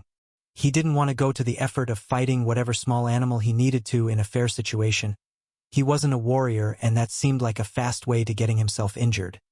He would get the hammer and knife wielder skills as safely as he could to improve his crafting and then be done with them. As he was inspecting the hammer and knife he would be using for weapons in front of the shop, Thera was the first to show up. "Did you get everything you needed done?" she asked him as she arrived. "Yeah, it was all pretty quick. How about you? Feeling ready for the day?" "MMH, for all I've heard about demons, this will be my first time seeing one. Honestly, I'm a little worried about how things will go," she said, seeming a bit off. "It doesn't sound like there will be many, and even if you, Will, and Steph struggle, then there's still Wedro, so it'll probably be fine. Unless there's something else you're worried about?" he asked, having a decent idea of what was actually bothering her. Demons, after all, were just another monster to hunt, at least while they existed in such low numbers on the world. Interpersonal relations were a whole other matter. "I guess I'm just worried about how the week will go is all," she told him. "You're the only one I've had any luck hunting with. I understand why Uncle wants me to have this opportunity. I just think it's going to be awkward." "It might," he conceded. "Sorry my friends didn't make the best impression. I'll try and keep things positive while we're out there." "It's all right. It's not like I don't understand why they were worried about you. Besides, I've dealt with this plenty in the past. I can handle a bad week if it happens, and I don't want to get in the way of friends you haven't seen in so long." He reached out and took her hand. "Well, don't forget you're my friend too. I don't think there'll be any problems since I explained things to them, but if there is I'll set them straight. Don't worry." "We interrupting something?" Will yelled out to him as he, Steph, and Wedro arrived at the shop. "Just chatting while we wait," he called back, dropping Thera's hand as he did. Despite the fact that the worm-like Wedro didn't seem to have eyes, he appeared to be looking at them all appraisingly. "All of you just remember this is a training exercise to prepare for the coming war. I don't intend to put up with whatever mating behavior your species participates in. I already told you our engagement is a sham. You don't need to worry about anything like that, Ben told the giant worm, who still seemed to give off a lack of faith as he floated in front of him. Anyway, since you're Steph's spatial magic teacher, are you going to whisk us away to our destination? Or should I expect something a bit less magical? You're partially correct, Wedro told them. My young apprentice will be taking the lead for now to get practice with her magic. When she tires out, I'll take over. Now, if you're all ready. Actually, there's one thing I have for you all first, Ben told them, holding off their departure to give them each an amulet, or at least trying to. When he got to Wedro, he was a bit unsure what to do as the worm didn't have hands of his own. But he also didn't want to just put it on him without permission. Seeing Ben hesitate, though, he took the matter into his own proverbial hands, and before Ben could react, used his magic to teleport it around his neck. The act caught him off guard, but as everyone else seemed to be looking at their own curiously, he explained just what they'd received. They're resistance amulets that should cover the death and darkness affinities. I've heard that demons tend to have the death attribute, so hopefully this will provide some protection. And the dark resistance is so you guys will be fine if Thera uses a trick we've been doing for our hunts. This way they would all be a little safer from any potential demon attacks, while at the same time hopefully being less wary of Thera's charm too. Luckily for him, making a resistance amulet was easier than one of his resistance braces, and they could be made with a one-size-fits-all approach as opposed to the braces that seemed to lose effectiveness if someone other than the person they were made for wore it. The biggest difficulty was putting two resistances on the same one, but he was still able to manage. While Thera didn't really need the dark resistance given how high her own was, he had just made hers the same as everyone else for the time being. If she wanted a different resistance placed on it, he could always remove the current enchantment and replace it later. Though everyone else seemed grateful as they inspected their gifts, Wedro came off as indifferent to it. I thank you, I suppose, but wasting your time on something like this wasn't needed. Sorry. Did you already have high resistances to those affinities? No, but there's no point in wasting the effort to make something that would provide such a minor difference in battle. If you're a craftsman, wouldn't it be better to make armors instead? I mean, I wouldn't say that. Sure, armor is probably better overall, but don't knock my amulets. Weakening a spell's effects by about 30% for dark and death magic is nothing to turn your nose up at. I'm sorry, by how much? The worm asked, completely taken aback by the numbers told. Roughly 30% for each. Dark is slightly higher than death, but you shouldn't notice a difference. In that case, I must apologize, Wedro said while bowing his head. I did not realize you had an awakened enchanting skill. He had been informed that the boy in front of him came to the world with skills only at the first tier, but he was sure that must have been a mistake when he heard the details of the amulets, at least until Ben corrected him. Oh no, I'm just level 4 in enchanting, he said, waving him off and trying to ignore any bubbling feelings about his own inferior skills. Since it's blessed, though, I can enchant with 15% of my resistance for every level. Lets me get it pretty high. Wait, you're already at level 4? Steph yelled. Didn't you only get level 1 when you got here? No need to remind me. I think what she's saying, will cut in, is that it's incredible for you to have gotten 3 levels in just the year we've been here. Neither of us have been able to raise our blessed skills at all. Maybe, but yours are already awakened. Of course it would be harder for you, Ben countered. If you guys gained levels as easily as someone at the beginning of their skill, I would be yelling out at the injustice of the world. While they talked, Wedro ignored them to focus on his own thoughts. Along with the rumor Steph and Will had heard about Ben's engagement, there was also another one coming from Analia. Supposedly a genius enchanter of an unknown race had discovered a new way of suppressing passive magics. When he'd seen who the boy's teacher was, he'd assumed it had been him. But now Wedro would have to begin to adjust that evaluation. Chapter 111. With gifts given, their travels began. Steph stretched out a hand, and with an effort of mana and Will tore a hole through space which they all quickly walked through. No sooner than the last person stepped across its boundary was it closed and another opened, followed by another and another. It was like she was making miniature versions of the gates that constantly ran to allow travel between countries, and Ben couldn't help but marvel at her magic as she went. To completely erase the distance between two places was something he would never achieve through his own power like that. Sure, he might be able to create a tool with similar properties if he worked hard enough and could get access to the magic, but it would never truly be his, something he could work on and grow through his own efforts. When that train of thought came to him, he did his best to abandon it. There was nothing he could do about his incompatibility with magic, no use being jealous of the people he cared about, so instead he tried to turn his attention to the scenery as they passed it. The very first gate brought them out of town, and with each one that followed they got deeper and deeper into the woods, though at the 10th Steph had to stop. That was incredible. He could help but tell her. How have you gotten so cool since I last saw you? Thanks, but it's not that good. It's really not. Her teacher agreed, sounding disappointed. The range you sense ahead is still far too weak. Each jump brought us what? A few hundred meters. I'm sorry, Wedro, she said, giving her teacher a bow. If you take over, I'll start practicing my spatial perception more as we go. The worm gave her a silent look for a moment before turning away and opening a gate himself, and when stepping through, Ben immediately felt a difference. He wasn't sure how far they'd gone, but the woods felt so much deeper compared to every single jump from Steph that the gap between student and teacher became immediately apparent. How much farther did we get with that one? He couldn't help asking, curiosity getting the better of him. Luckily for him, the worm seemed willing to answer. Without being aware of my destination ahead of time, I can manage a jump of about 10 kilometers. I'll take us through another 20 gates, and from there we'll take a break to rest and regain our mana. Over 200 kilometers of travel in a span of less than an hour. It was shocking, to put it mildly, the kind of power those with awakened skills could access, and Ben briefly wondered if any were worshipped as gods for their strength before dismissing the thought.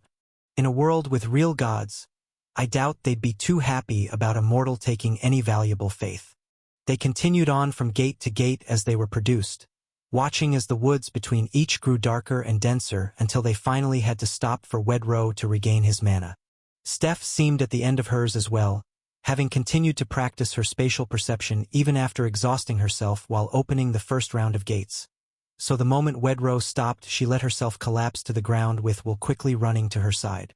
Will, she'll be fine. Leave her and ensure our immediate area is safe. He took a look between Steph and her teacher before doing as he was told and quickly running off to explore the surrounding woods. It was times like these Ben's lack of combat and magic skills actually proved to be an asset. With no expectations of him, he went to take a seat beside Steph, and seeing Thera unsure of what to do, gestured for her to come down beside him. That really was incredible, Steph. I can't believe you've gotten so good with your magic in the past year. Not too incredible. Me and Will have spent basically that whole time getting acquainted with how to use all of the abilities that anyone who worked their way to our level would already have mastered. Plus, even if I can use all the spells, I still haven't mastered them. Ha! Practice is something you can't escape, he teased. Speaking of, since we're having a break, mind if I do a little myself? He held out a hand to her and she took it, aware of the skill he'd gained in some of his past letters and more than a little curious about just what it was like. When the connection was made, she was immediately aware of two things. How controlled Ben kept his thoughts, at least when he was connected with someone, and how little control she had of her own. Maybe it was the knowledge that she didn't want her every little secret to come to mind that made things she'd much rather keep to herself cross her thoughts in rapid succession. And the knowledge that she'd need to suppress them only made it worse. Ben saw enough that he had a variety of questions he wanted to ask not only her, but Will especially, but decided to respect their privacy until they felt ready to tell him and instead focused on something he could tell she wanted to talk about. So you're worried about how Thera feels about what you said yesterday? He thought to her with enough force to strip away her growing panic and making her concentrate on the conversation at hand. Yes, I just feel really, really bad about it. We just came here with all of these worries and said all that right in front of her, and now that I know you weren't forced into it, I don't want to be mean to your fiancé. Well, I'm flattered that you think I'm such a catch that a princess would resort to charming me to have me. But don't worry too much. Thera feels awkward, but if you put in some effort, I'm sure you could get along. Oh, but don't mention the princess thing, she doesn't like that. Or the fiancé thing, she's pretty uncomfortable with that too. Can't you help a bit more than that? She thought at him while staring at him with big embarrassed eyes. Ben could only sigh and turn to Thera beside him. Mind helping me with my practice too? I haven't tried to connect to two people at once yet. It might be a good experience for me. She seemed more hesitant than usual before taking his hand. But when she did, he immediately tried to use Hidden Mind to separate them from each other while leaving one of his own minds with each of them. He wanted to use this as a chance to talk to Thera in private first to see where her head was at before he tried smoothing things over, especially when the first things he felt from her were discomfort and jealousy. Discomfort, he understood. She was going to have to interact with people for the next week that she was already sure had a bad impression of her. But the jealousy was a bit harder to pin down. Maybe she was worried about him having other friends around now, but he couldn't be sure, so instead he went to the direct approach. Want to talk about it? You know, I hate that you can tell my mood so easily when we do this when I can feel less and less from you each time. Benefits of practicing your mental control. He thought, a smile forming on his face. But I'm fine. It's you I'm worried about, talk to me. There's nothing more to say. I already told you I was going to feel awkward with this, but I'll deal with it for the week. That's the discomfort, but I'm also picking up hints of jealousy. The moment he expressed the thought, her mind turned flush with embarrassment. You don't have to worry about losing me to them if that's what it is. And from embarrassment quickly to exasperation. That's not it, so don't worry. I will try to figure out how to get your friends to have a better opinion of me. I'm glad to hear it. You know, Steph wants the same thing as well. I think the best thing for both of you would be an open and honest exchange of feelings. As the thought passed through his mind, his grip tightened on each girl's hand so they couldn't attempt to escape from his next move, and he immediately changed the way Hidden Mind was set up, dropping the barrier he'd put up between the two of them and instead separating his own minds from theirs, leaving them alone to interact as he watched over their thoughts. Chapter 112. What exactly happened here? Will asked when he returned and found Steph using her healing magic on Ben while Thera and Wedro watched from the side. Oh, just seems like some people aren't big fans on how I solve conflict, he told his friend with a chuckle as he rubbed his bruised head. They had only been left connected through him for a few minutes before Steph seemed to get overwhelmed by not being able to properly control all of the thoughts and feelings leaking out of her mind and gave him a solid whack to the head to escape. Considering just how much more powerful than him she was when she came to this world, it was far from a light blow and left Ben seeing stars, but at least her honest emotions had been transmitted to Thera, who seemed to have reacted in a way he never would have expected. She was feeling shy. Ignore it, he's just being punished for his choices. More importantly, did you find anything in the immediate area? Wedro asked. Nothing worth worrying about. A few smaller creatures I couldn't identify, but as long as they weren't poisonous, I don't think there'll be any issues. MMH. If that's the case, then it's the perfect time to start fulfilling my agreement with the smith. Will, take your friend nearby and start letting him practice his weapon skills while we let our mana recharge. I assume you can keep him safe in the event anything goes wrong. Of course, you can count on me. Come over this way, Ben. There are plenty of creatures around that should be all right for a beginner. With a sigh, he got up and followed his friend, resolving himself to spend a long week working on getting the few skills he would need to give his crafting some extra oomph. They didn't go very far, maybe 5 minutes of walking at most, before we'll stop them.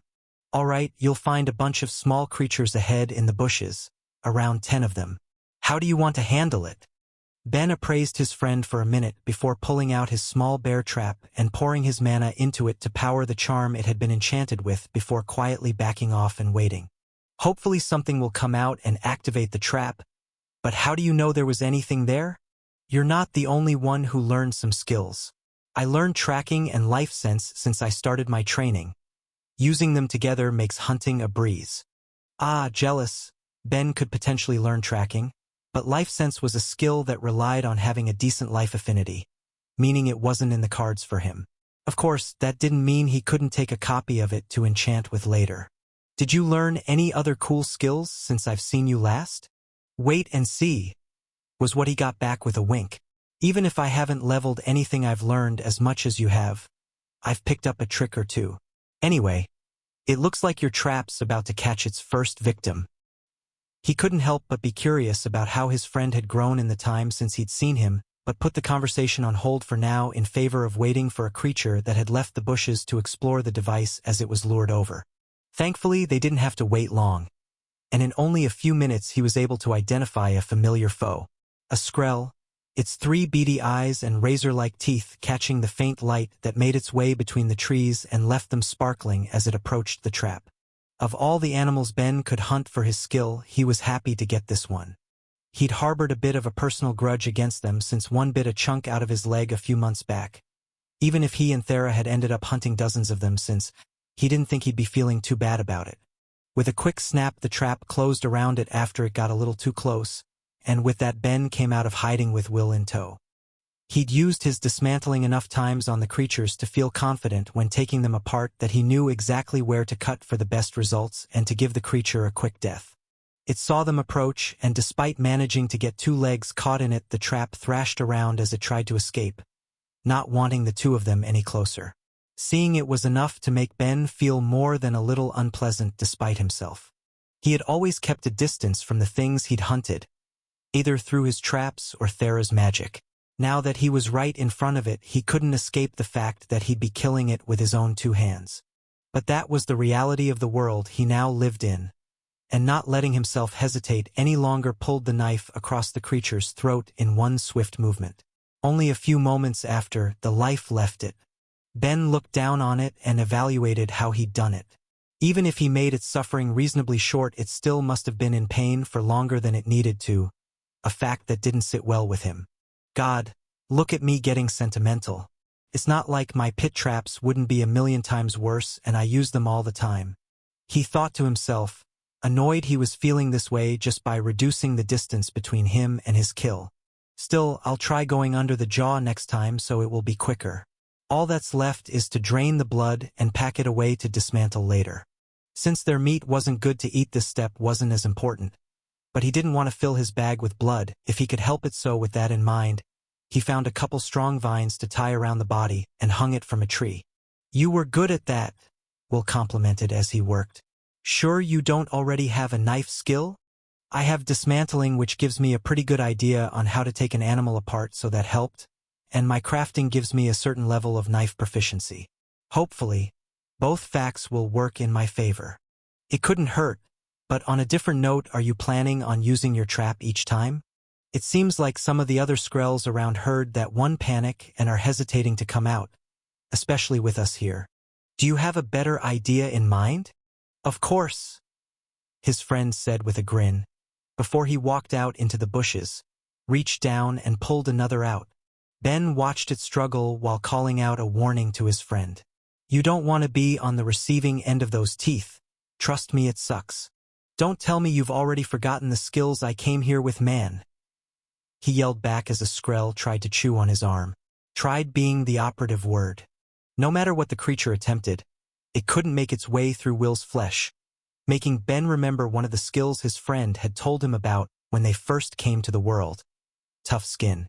Seeing that his friend was fine, Ben walked over and stabbed under the creature's jaw to get to its brain, killing it instantly. "So what do you think?" Will asked. "You deal with the bodies however you need to, and I'll go grab us the next one?" "Sure, sounds good to me." He took the corpse and started preparing to let gravity do the work of bleeding it while Will went for another one. Felt like it was going to be a messy day. "Oh, thank God. You got it," Will asked after hearing his friend's outburst. "Yeah, I guess it ended up being quicker than I thought, but I really would rather avoid hours of throat slitting and stabbing again in the future. That felt like the sort of thing that would get a guy a few years of court-ordered therapy on Earth. Probably, but gotta accept the world we're in. It had probably only been 2 or 3 hours, but in that time Will caught a variety of small monsters for Ben, who then used the knowledge that came from dismantling to kill them in the most efficient way possible. He could only hunt like that because Will was there to capture them and hold them down, but it had paid off, and now he only needed to worry about getting the hammer wielder skill. On the other hand, they now had the issue of having almost 100 animal corpses to deal with. Ben had been proactive and started the process of draining them all as Will found them, but there was far more than he could fit into his spatial bags. He was going to have to choose what to keep of it all. "What a waste," he said aloud as he looked at the pile of death he was responsible for, Feeling bad about all of that? Maybe a little, but mostly about the fact that I won't be able to take it all back with me. If I'm going to kill all that, I should at least put it to use. Then get Steph or Wedro to help you, Will told him, and seeing Ben's confusion went on to explain. They each have spatial magic, so instead of using a spatial bag like yours, they can create their own storage spaces around them. Why did you think we didn't have any supplies on us? Ben hadn't actually given the matter any thought, but it made sense. If the spell on his bag was a space affinity one, then of course anyone with an awakened space magic would be able to do that much. Oh sweet, in that case give me a hand carrying them back. Now that he knew he would need help to deal with all of them after all, and immediately started loading his own arms while watching as Will did the same. There was a clear difference in what they could each carry. Even with the strength he'd gained working at the forge, he still fell short of the strength his friends came with to the planet. God, I wish I could work on improving my stats a bit more, he lamented. The bonuses I got for my last job are pretty weak. At the very least, they weren't in areas Ben cared too much on improving. The intelligence bonus was nice, but he got that from his other jobs too. And even if he was supposedly getting bonuses for his vitality recovery and mana recovery, he wasn't seeing much growth there at all. Well, maybe you'll make some progress towards it after all this, Will said, trying to cheer him up. Not likely. I don't have any combat job options. Currently, I'm just your friendly local priest. Well, yeah, all this isn't going to do anything for you. We are hunting demons. So? He asked, not understanding what his friend was getting at as Will's eyes widened in comprehension. Ben, you do know killing demons gives experience to all jobs, right? Chapter 113. Wait, what? Explain. There were still too many gaps in his knowledge of the world, and this was clearly one that needed to be filled as fast as possible. It's just how the system is set up, Will told him, trying to calm down his friend while leading them both back to camp. Think about it, when the gods made it, they wanted a system to help the people in it grow, but the main point was so they could survive the future invasion.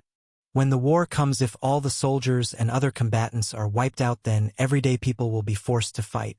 But if a person is halfway through their job, it would be a nightmare to have to give up the bonuses on it by changing it so instead all of them can get experience killing invaders and demons. That way everyone can move on to their new jobs worry-free. Well, minus the fact that they're all probably going to die if things get that bad anyway. Wait, but that means, damn it, I should have brought all of my traps. He was cursing himself for coming unprepared, but there was nothing he could do. Either that piece of information had been kept from him or everyone assumed he would just know. Either way, he just needed to figure out what to do for it now. All he had was some magic rings, his barrier gauntlet, a trap for small and weak animals, and now about 100 corpses. Even if he wanted to try and score some of that experience for himself, his options were limited. Well, I'll see if there's anything I can come up with anyway. But this really is training for Will and Steph. I probably shouldn't go stealing any of their kills when they'll actually be fighting on the front lines. With a regret-filled sigh, he got back to where the others were waiting. You guys mind storing these for Ben? Will ask Steph and Wedro. We got a lot, and he doesn't want them to go to waste. Since Steph still isn't comfortable enough with her time magic to delay rot, I'll look after them, Wedro told them, surprisingly agreeably. There's nothing worse than discovering your storage is filled with spoiled goods, especially if your race is particularly susceptible to strong odors. Cool, in that case I'll start running them back here. Ben, you can wait here and get some rest with everyone. I'm not going to make you carry all of that alone. It will only be a couple trips. Besides, you should fiddle around with how the new skill feels now that you got it. He wanted to argue but ultimately just shrugged. Well, if you're up for doing all the work, I guess I won't fight you. Thanks, though. With a smile and a nod, his friend ran off far faster than Ben could ever manage as the corpses he left disappeared, taken into Wedro's storage. That left Ben with nothing to do but see if the knife wielder skill made any noticeable improvements to his crafting. He found a thick fallen branch and began carving into it, using his crafting to make the material easier to work and the same knife he'd been hunting with to shape it into his desired form, in this case a raccoon. It only took a few moments to feel a small but not insignificant improvement to his ability to use the tool. It was like it moved more naturally in his hand, almost becoming an extension of himself in some ways, and he immediately understood why his teacher wanted him to get it. If he could already feel a difference for his woodworking as a whole just by getting one level 0 skill, then how much better would he be at the forge once he got hammer wielder? Both his fantasies for the future as well as his carving ended up being interrupted though by a face coming beside his own to look at what he was doing. You're not going to be able to see much of a difference from my usual work if that's what you're curious about, but it's definitely there, he told Thera. I guess I don't have much of an eye for that sort of thing. Does it feel any different? Enough to make some impact, and every little bit helps. Any luck with your own training? At that she slumped against him. No. I even tried to ask your friend if she had any advice on it, since she has an awakened version of the skill, but she wasn't able to help. Well, Steph did come to the world with it. I doubt she would know where to start to actually acquire the skill. That's pretty much what she said. She sighed. And I can't believe you got your skill while I'm out here struggling. Where's some sympathy? Ha, you'll get it eventually, don't worry. Besides, I think there's a world of difference between learning a combat skill for a tool I already know how to use compared to learning how to feel a whole new type of mana. Yeah, but it still sucks being stuck trying to feel the mana without knowing what it's like. If the spirits don't come through for me, I don't know how I'll... Wait! An idea popped into her head, and she grabbed Ben's arm and started pulling her toward Steph, much to his surprise. Hey. Basic knife safety means not pulling someone in the middle of carving. What if I cut myself? That might be pretty convenient, actually. What? She ignored his protests and instead addressed Steph. I'm sorry to ask you this, but would you be willing to let Ben connect us again? Steph, for her part, was caught off guard, focusing on relaxing and replenishing her mana after all the spells she'd used earlier. She certainly wasn't expecting a request like that. I'm not too sure about that, she said apologetically. I don't really like the feeling of completely bearing myself like that. Oh, all right, Thera said, sounding crestfallen. I guess that was a bit much to ask. Thera, why don't you explain why you want it before giving up so fast? Ben told his friend, curious about what her goal was himself. I was just thinking that if I could feel her use her life magic while connected to you, then it might help me feel the life mana within myself. But I can just wait to see if the spirits can help me out whenever they get to Stonewall. After all, you didn't exactly make that a fun experience for anyone, she told him, a hint of accusation in her voice. Hey now, I think things are less awkward between you both now since you were willing to ask, so I'm calling it a win. Anyway, Steph, what do you think? A look of uncertainty filled her eyes, but it seemed like her desire to make up for how she'd first treated Thera won out. Okay, I'll do it, but I need an injury to treat. That won't be a problem, Thera told her before she turned to Ben with a look of silent expectations. What? I mean, you're the one that insists on calling me your beautiful fiancé. Just think of this as your husbandly duties. If you think bleeding for you is a husbandly duty, then I want a divorce. Should have thought of that before scamming all those magic materials from my parents. Now come on and stop being a baby. I'll make it up to you later. UHG, fine. He wiped down his knife, making sure to clean it well after the day it had seen before making a long cut along his forearm and connecting with them both. Considering some of the injuries he'd gotten since he first arrived in the world, it wasn't too bad, and his knife was sharp so the cut was clean, but it was still a bit unpleasant. Steph was able to pick up on his feelings just before he put up Hidden Mind and started healing him immediately. Her healing was faster than Sonia's at least, but based on the speed his wound closed, he got the impression Steph still wasn't as competent with the skill as she could be. Awoken skills were supposed to be on a whole other level after all. He didn't think his resistance to the magic should be slowing her spell down this much. Still, after just a minute it was done and Ben was healed, though Thera still didn't seem satisfied. That was pretty quick. Do you think we could do it again? Not super into the idea of dying of blood loss out here, he told her, trying to dissuade her from the idea. Unfortunately, Steph came to her aid. I can speed up the regeneration of your blood, so you'll be fine. The connection isn't too bad if I have something to focus on, so I don't mind. Traitor. Please, Ben, Thera said, trying to appeal to him. I don't know if I'll get the chance to be able to try this with someone with an awakened skill again, and there's no guarantee trying it with the life spirits will actually work. He looked at her for a moment before giving in.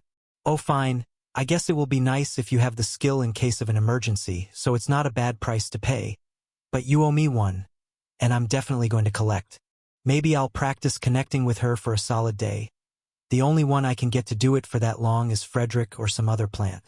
As he thought on that and other possibilities, he made a longer, deeper cut into his arm, hoping this would be the end of it, otherwise it could be a very long week indeed. Chapter 114. Is this what it's going to be like every time I leave for a bit? Will asked after he finished delivering all of Ben's kills to Wedro, only to find he was being healed again and his arm was covered in blood. Never get engaged, Will. Sure, things may seem nice at first, but before you know it they're asking you to bleed just so they can test their skills on you. The whole thing is a scam. Pretty sure that's just you, buddy. And we agreed to finish when he came back anyway, Thera said in her defense before turning to Steph and giving her a small nod of gratitude. I think I was able to get a fair bit from that, thank you. No problem. I'm going to focus on regaining my mana a bit more, but if you need anything else just let me know. At that, Thera and Steph both left to sit by themselves, Steph to relax and Thera to practice and reflect on what she just felt from the connection. Ben was planning on going back to his carving, but Will was still standing above him, looking like he wanted to ask something. What's up, man? I was just curious about that mind skill of yours. Wanted to see if you'd use it on me. Connect? He asked, getting a nod in response. Sure. But any particular reason? Just curious. He didn't know why, but something about Will's attitude made it so he couldn't completely believe that, but there was also no harm. Any chance to practice one of his main skills was valuable after all, and he didn't intend to pass it up. He held out his hand, and when Will took it he connected. Surprisingly, Will's mind seemed unusually disciplined, even more so than Thera's, who at this point had plenty of experience trying to keep her thoughts under control. There were a few thoughts and feelings leaking from his friend, but he wasn't letting everything out like Steph. However, he was unintentionally letting Ben be completely aware of the main thing he wanted to talk about. Hey Ben, so I was hoping to have the chance to talk to you about this earlier, but seeing as how you already… Wait. He stopped his train of thought for a minute and looked around to confirm something. Sorry, before that, do you pay attention to where Thera is at all times? Oh, you could feel that, huh? It's the effect of a skill. I'm aware in the back of my mind, but it's not something I really notice unless I think about it, kind of like breathing. Sounds handy. Don't suppose you could teach me how to get it? It was when Will asked that he felt part of his mind go blank, an effect of the covenant he'd made entering the trial. Even mind to mind, he wouldn't be allowed to reveal information about the trial he took, not even its rewards. At the same time, he didn't want to just not answer. This was his friend, and it was obvious how he would use it if he could get it. The thoughts of the skill's potential for keeping Steph safe were leaking from his mind. If he could keep the people he cared about safer by revealing a little, at least enough to be a hint, then he would do it. As the moments stretched on in silence, as Ben's every attempt to reveal it was blocked, Will spoke up. If it's something private, just forget I asked. No, it's not that, just give me a minute or two. It would be good if I could tell you anything anyway. Will could hear the determination in Ben's thoughts but couldn't understand the struggle his friend seemed to be going through, but resolved to patiently wait for his answer. At this point, Ben had activated Hidden Mind around one of his minds so that one could think clearly on how to give Will a hint as the other was disrupted each time. The fact he was failing bothered him deeply. He understood he would be kept from talking about things like this when he left the trial, but to be kept from even thinking seemed like a much greater violation of personal freedoms, especially considering that he wasn't trying to convey anything on the trial itself, just the reward it gave. Everything I try and tell him is blocked out. What else am I supposed to do? He thought to himself in a blocked-off corner of his mind. I refuse to accept a God dictating what I can and can't think in my own head. I just need to be indirect maybe? Or vague or broad. There's got to be an option. More minutes ticked by as they sat in silence until finally, Ben found a single thought that made it through. Retrace my steps. Oops. Well, what Myriad doesn't know won't hurt him. He pushed the level up aside as he heard Will's thoughts on what he had been able to tell him. It wasn't much, but it was enough to make his friend curious that he had to work so hard for so long just to give him such a small amount of information. He let Will reflect on what he'd been told a bit already before getting him back to the topic he originally wanted to discuss. So anyway, you wanted to tell me you started dating Steph? His friend's mind briefly froze as a variety of thoughts passed through his head, but he was able to quickly calm them. Did I really give that away as soon as you started reading my mind? You weren't as bad as Steph, who spilled that and more as soon as I connected to her. So what's the deal? Why are you guys keeping it hush-hush? We weren't exactly keeping it secret, Will thought as he shifted about awkwardly. I just wanted to be the one to tell you and to talk about it is all. Ben didn't say anything, but he let a silent question hang between them in the feelings he was conveying. Look, it's a bit awkward to talk about, but there's only about 20 humans on the world. I was just a little worried about how you'd feel about there being one less available, you know? Ben stared at his friend for a minute before sighing and speaking aloud. You're an idiot. Huh. Sorry, slipped out. But listen, I can't even begin to express how little that matters. But we aren't the only ones who have gotten together, you know. Aren't you even a little worried about winding up alone? He could feel that Will's concern came from a place of genuine care, so he did his best to not let any of his exasperation at the conversation leak out. Listen, I get where you're coming from, but I'm so not concerned. I'm not really looking to make romance a priority when we might all be dead in 2 years, and even if every human on the planet pairs up other than me, I don't personally have any issues dating outside of my species. Wait, so does that mean you and Thera are really… Still no, he thought, cutting his friend off. It just means that enough races on this world are basically human anyway, so if I ever get the urge to date, I won't be left with sea slugs or something. Anyway, is that why you didn't just tell me immediately? No. Well, maybe a little. Will, you're both my friends, of course I'm happy for you. Well, mostly happy for Steph. What? Ben pinched the bridge of his nose. This entire conversation wasn't one he'd been expecting to have, and the fact that his friend was still oblivious to this when they were now dating was a pain. Dude, she's had a thing for you since we started high school. You're just dumb. What? Ask her about it later. Since I have you now, you can help me practice my connect until we leave. Chapter 115. The rest of the day went on smoothly enough. Steph and Wedro took turns opening gates for them to go through, and each time they had to stop, Will took him out to try and get the hammer wielder skill, though without the same luck he seemed to have for knife wielder. It was by the time the day was done that they made it to their destination, or at least the general vicinity of their destination. They were deep in the Untamed Lands, a wooded area that had yet to be colonized by the various races of this world, even after all of the time they'd been on it. There were a few reasons for that. From what he could infer from the information he had, Ben was pretty certain that this world and all others that the various races had fled from were much larger than Earth. He wasn't sure just how much, but that could be a question for Quillith when he saw him next. Other than that, the races around were typically more focused on strengthening themselves than expanding, with complex international policies devoted to the topic, as well as the fact that not all races lived on land. Plenty made their homes in the ocean, and more than a few made their homes deep within the world itself, meaning that space wasn't used the same way that it would be on his homeworld. All of this combined to make a world that could seem oddly empty once one left the more populated regions, which also made it easy for some demons to slip through the cracks, and made it hard for them to be eradicated from the world. As a result, higher-level adventurers would be paid to explore the lands to take care of any potentially dangerous creature that might inhabit it, and many of the world's nations would send their armies off for experience as well.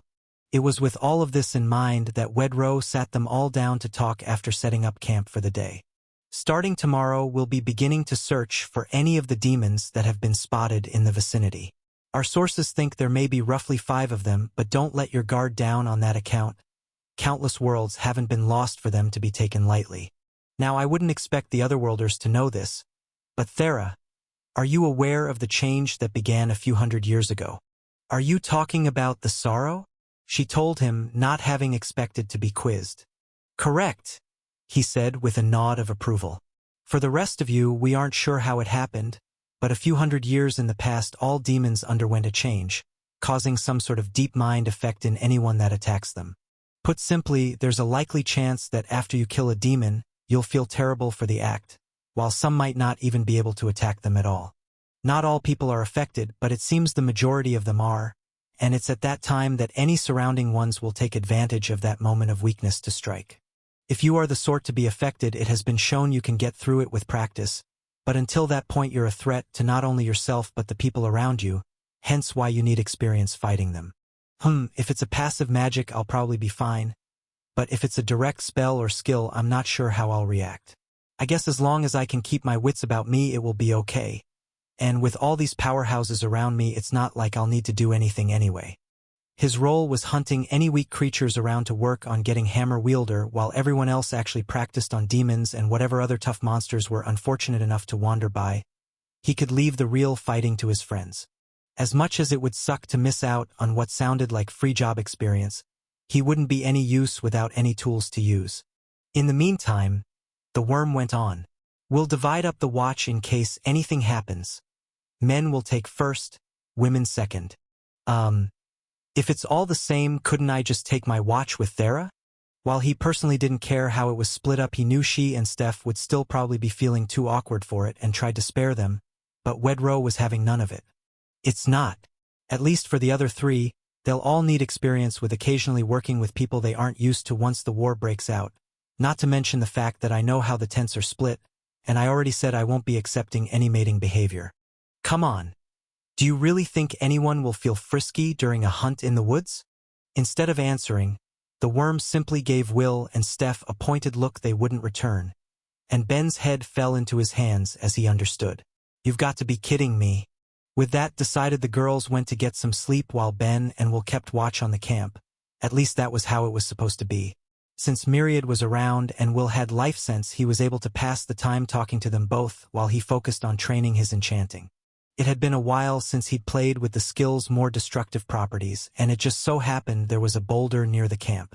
It was bigger than anything he'd tried to carve into with his skill before, but he also had more control than the last time he'd practiced with it and began slowly chipping away at the stone, making the material easier to work with his crafting while at the same time piling enchantments onto certain regions to cause parts of it to break down. At this point he barely had to think to do it, just pile up enchantments, wipe away the dust, and repeat again and again and again. It was basically just magic sculpting, and it was peaceful. From what Will and his god were telling him, there wasn't anything around to be worried about as far as they could see, and he'd be no good in a fight anyway, so he took the time to relax. It was as he was finishing up he felt a head hovering over his shoulder. So what's this one? Thera asked as she looked at his work. From what she could see, it was his biggest sculpture by far, at almost the same height he was sitting down, and appeared to be some sort of bulky animal with its head hanging down. Sad panda. It's an animal from my world. Why would you make it sad? Steph asked from behind him, apparently up as well. Pandas are so cute. They should be allowed some joy. It just felt right, he said with a shrug. Anyway, I take it, it's time to switch shifts? Unfortunately, Steph said, sounding defeated. There's never enough time for sleep on these smaller excursions. It's so much nicer when we're part of a big enough group that we only need to do this every couple days. Well, it's only a week, Will told her with cheer. And now for some well-deserved rest. Come on, Ben. Ben bid the girls a good night, leaving them to awkwardly figure out how to interact for the next 5 or 6 hours as he got himself set up in bed. As far as day one went, it was peaceful enough. He got one of 2 skills and was able to spend the time reconnecting with his friends while at least beginning to help smooth things over between them and Thera. If they could all grow a bit stronger, then that was for the best, and if he managed to get the Hammer Wielder skill fairly quickly as well, he'd have more than enough time to do his own thing and focus on his skills, maybe even collect some uncommon or rare plants for his alchemy. As he drifted off to sleep, he thought to himself, maybe this won't be too bad. Chapter 116. Why am I so bad at this? Ben yelled out after hammering his 20th monster that day. They'd been hunting for demons for the last 2 days now without luck, and while everyone else would be busy fighting stronger creatures that Thera would draw to them by removing her cloak and resistance band, Ben was put in charge of handling the smaller beasts, making sure to call out for help if things got too bad, and he was hating every minute of it. Aside from how unpleasant it felt when bones broke under each of his blows, the attacks left everything he killed practically unusable for materials, meaning not only could he not make use of the parts later, but he also couldn't get any practice for his dismantling with the condition he left them in. Since he'd just finished taking apart everything he'd gotten with his knife training, that meant he would only be able to practice with whatever the others killed. "It's not good to be in such a rush," Wedro told him as he observed everyone fight from the side. "The Zeroth level can sometimes take weeks or months to learn. Instead, be grateful you got the first one so fast." "I get what you're saying, but the sooner I get it, the sooner I can relax and focus on training the skills I really care about. I think it should be pretty clear I'm not a fighter." He'd already had to have Steph heal him a couple of times today when something got too close or he got careless. It was nothing major, but he wouldn't be able to survive the things the others had been fighting, especially the current one. Calling it a dragon would be too generous, but it was some sort of lizard monster. About the size of a lion with 6 legs and dark green scales, it seemed to be able to use air magic, whipping the winds around its attackers and battering them with dust and debris, trying to push off both them and their attacks, though to no avail. Against it, Will, Steph, and Thera stood strong. As mages, Steph and Thera stood to the back to avoid being swept up by the gale and fought with a strategy they'd worked out after the first day of fighting, with Steph opening gates between Thera's attacks and the beast to reduce its ability to react to the small boulders flying towards it, while Will would run in between spells to attack head-on, and was doing surprisingly good as well. With his combination of tough skin, enhanced strength, and unarmed master as his blessed skills, he was well equipped to fight head-to-head against the beast. But he had 2 other things going for him as well. The first was that while Steph was setting up gates for Thera's magic, she was also using time magic on Will to speed him up, making him move faster and react quicker. The second was all him, though, something he'd apparently learned while he was training. Sometime in the last year, he'd managed to learn an augmentation skill. Augmentation skills were fairly common among people with warrior or combat builds, but Ben had never actually seen one in person before, and it was another class of skill he'd never be able to get himself. The reason for that was simple. Much like magic skills, they were dependent on the affinities a person already possessed, meaning there was no way he could learn any with the low ones he was stuck with. It would wrap a person's body or weapons in the mana as a way to inflict extra damage compared to what the attacks would normally be able to achieve, and at a significantly lower mana cost than if one was to compare it against a mage trying to achieve the same result, making it far more suited to warriors that would typically have a lower mana capacity.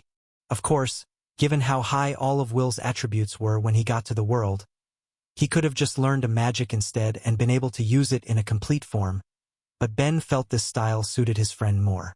As for the specific one Will learned, it looked like he'd gone with something even more surprising than just having the skill be tied to one specific affinity. Each augmentation skill had the same properties of the affinities they would be tied to, so supposedly fire, earth, and death ended up being the most popular choices when it came to fighting, but Will had managed something significantly more rare and managed to get a lightning augmentation. Just as there were magic skills that required decent affinities for multiple types of magic and could rarely be achieved without awakening the skills, the same held true for augmentations, possible to an even greater degree. While it would be possible for a mage that had water, air, and light magic to weave together lightning spells at an increased difficulty and mana cost, a person couldn't just use water, air, and light augmentations to produce a lightning one, meaning that Will had to train in those 3 augmentations at the same time, as well as got exceptionally lucky to actually get the combined skill, and from the looks of it, it was worth it. Between each of the girl's spells, Will would rush in and deliver a barrage of electrified punches, jolts of energy running up his arm as he did before jumping away as it tried to attack him and creating another opening for the next earth bullet. Thera was sticking with that spell for now since the sacrificial enchantments on her staff could handle it, as well as the fact that even though it was still unreasonably large, she was able to make it smaller now than before her magics leveled up, and as a result could fire more off without putting more strain on the staff and enchantments on it, meaning she wouldn't destroy it during the remaining few days they were out here. The creature was surviving her attacks easier than most had in the past, but they were deep in the wild instead of towards towns, and since there wasn't a large amount of hunters and adventurers out to train and cull dangerous creatures, the apex predators around were able to get the time to grow stronger and more deadly. Even combining her magic with Steph's, the creature was able to react and attempt to dodge or lower the severity of the blow with a blast of air between the attack. While those attempts had few successes, it did keep them from landing a critical blow, instead just wearing down the beast's defenses. Still, it was enough. Scales cracked and a body that was battered and broken. Once Will pulled away after his final round of punches, Thera fired one more spell and brought the creature down. Once its death was confirmed, Ben quickly reapplied the enchantments to Thera's staff and checked its condition before he got to dismantling it, as the rest tried to lure in more monsters to train against. As he was taking it apart, he couldn't help but think that Thera looked like she was enjoying herself. This was how she'd always wanted to hunt after all. Head-on against powerful creatures, pushing herself and her magic to its potential. And with Will and Steph she could. Even if Ben finished this trip with the knife and hammer wielder skills, he wouldn't be a fighter. He simply didn't have the drive. What that meant then was that she needed to find a real party to adventure with.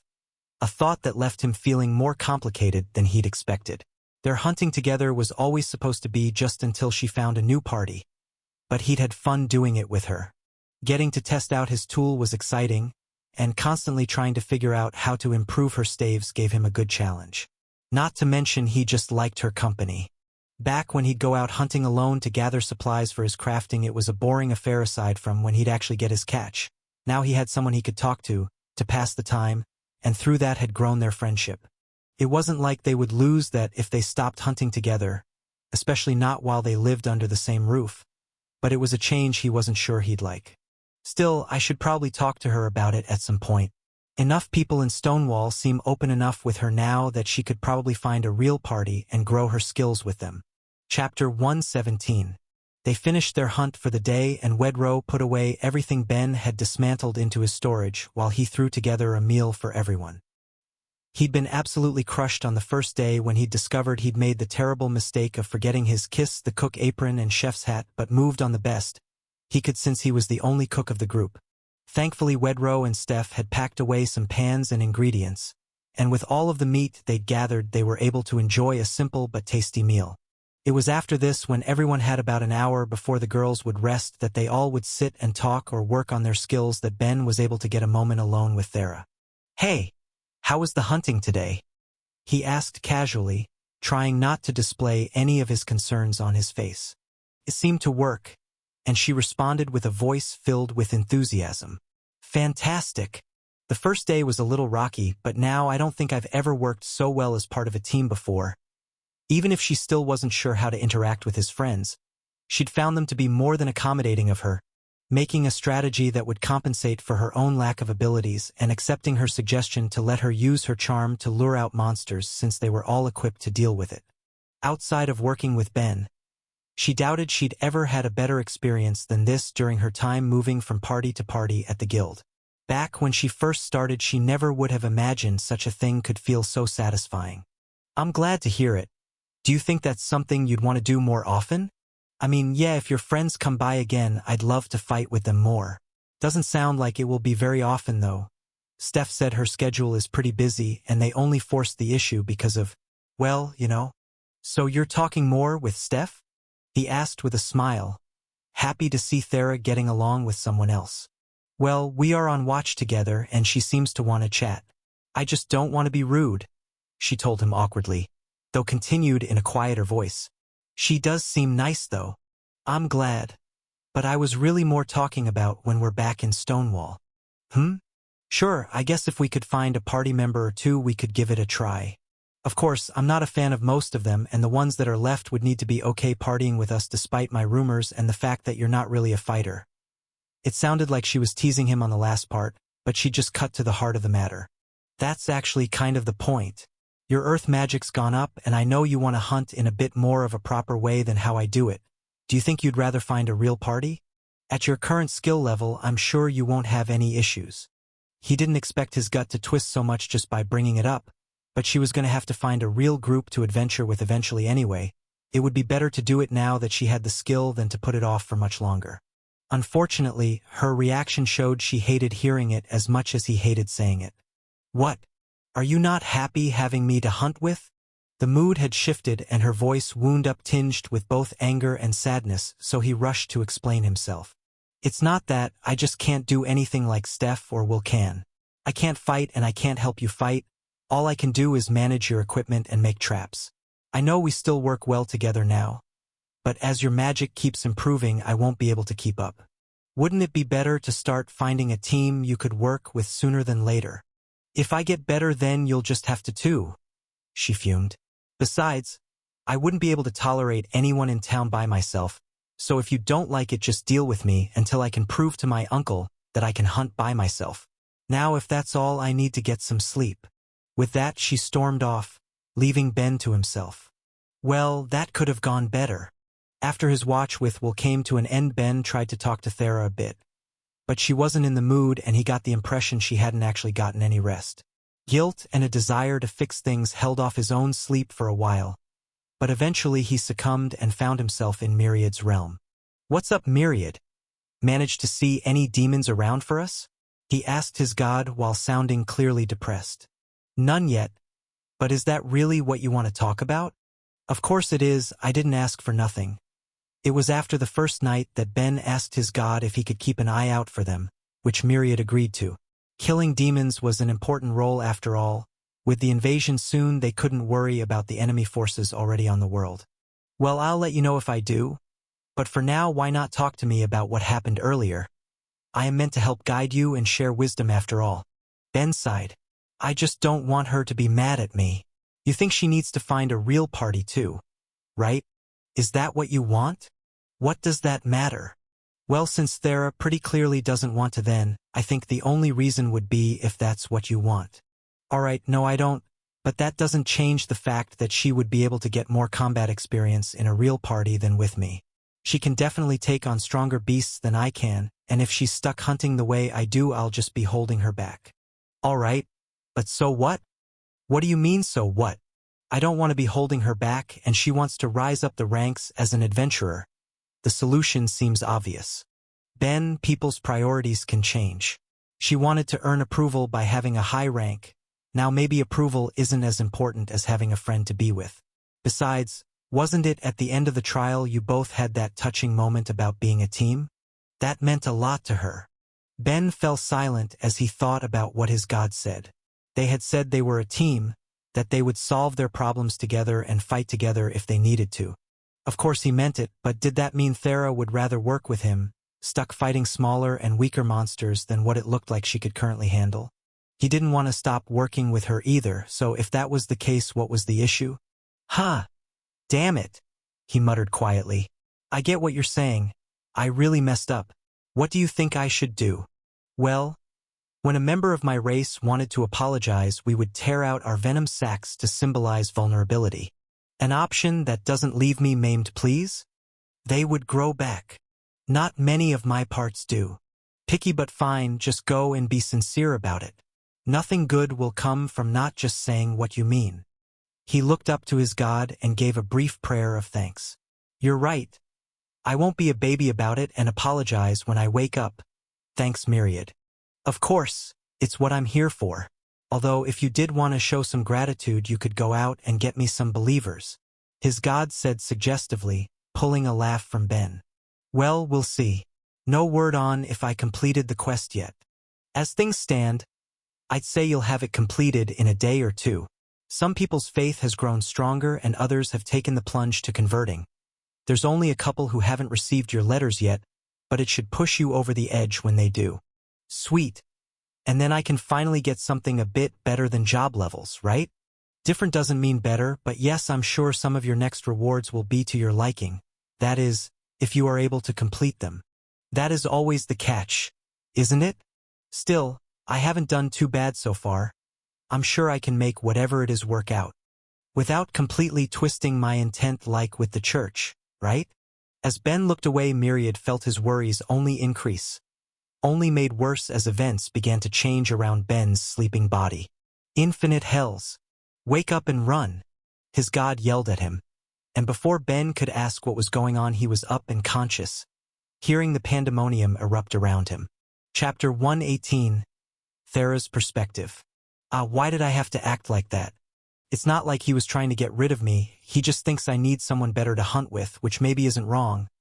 But, Thera, is everything okay? Steph asked her while they kept watch together.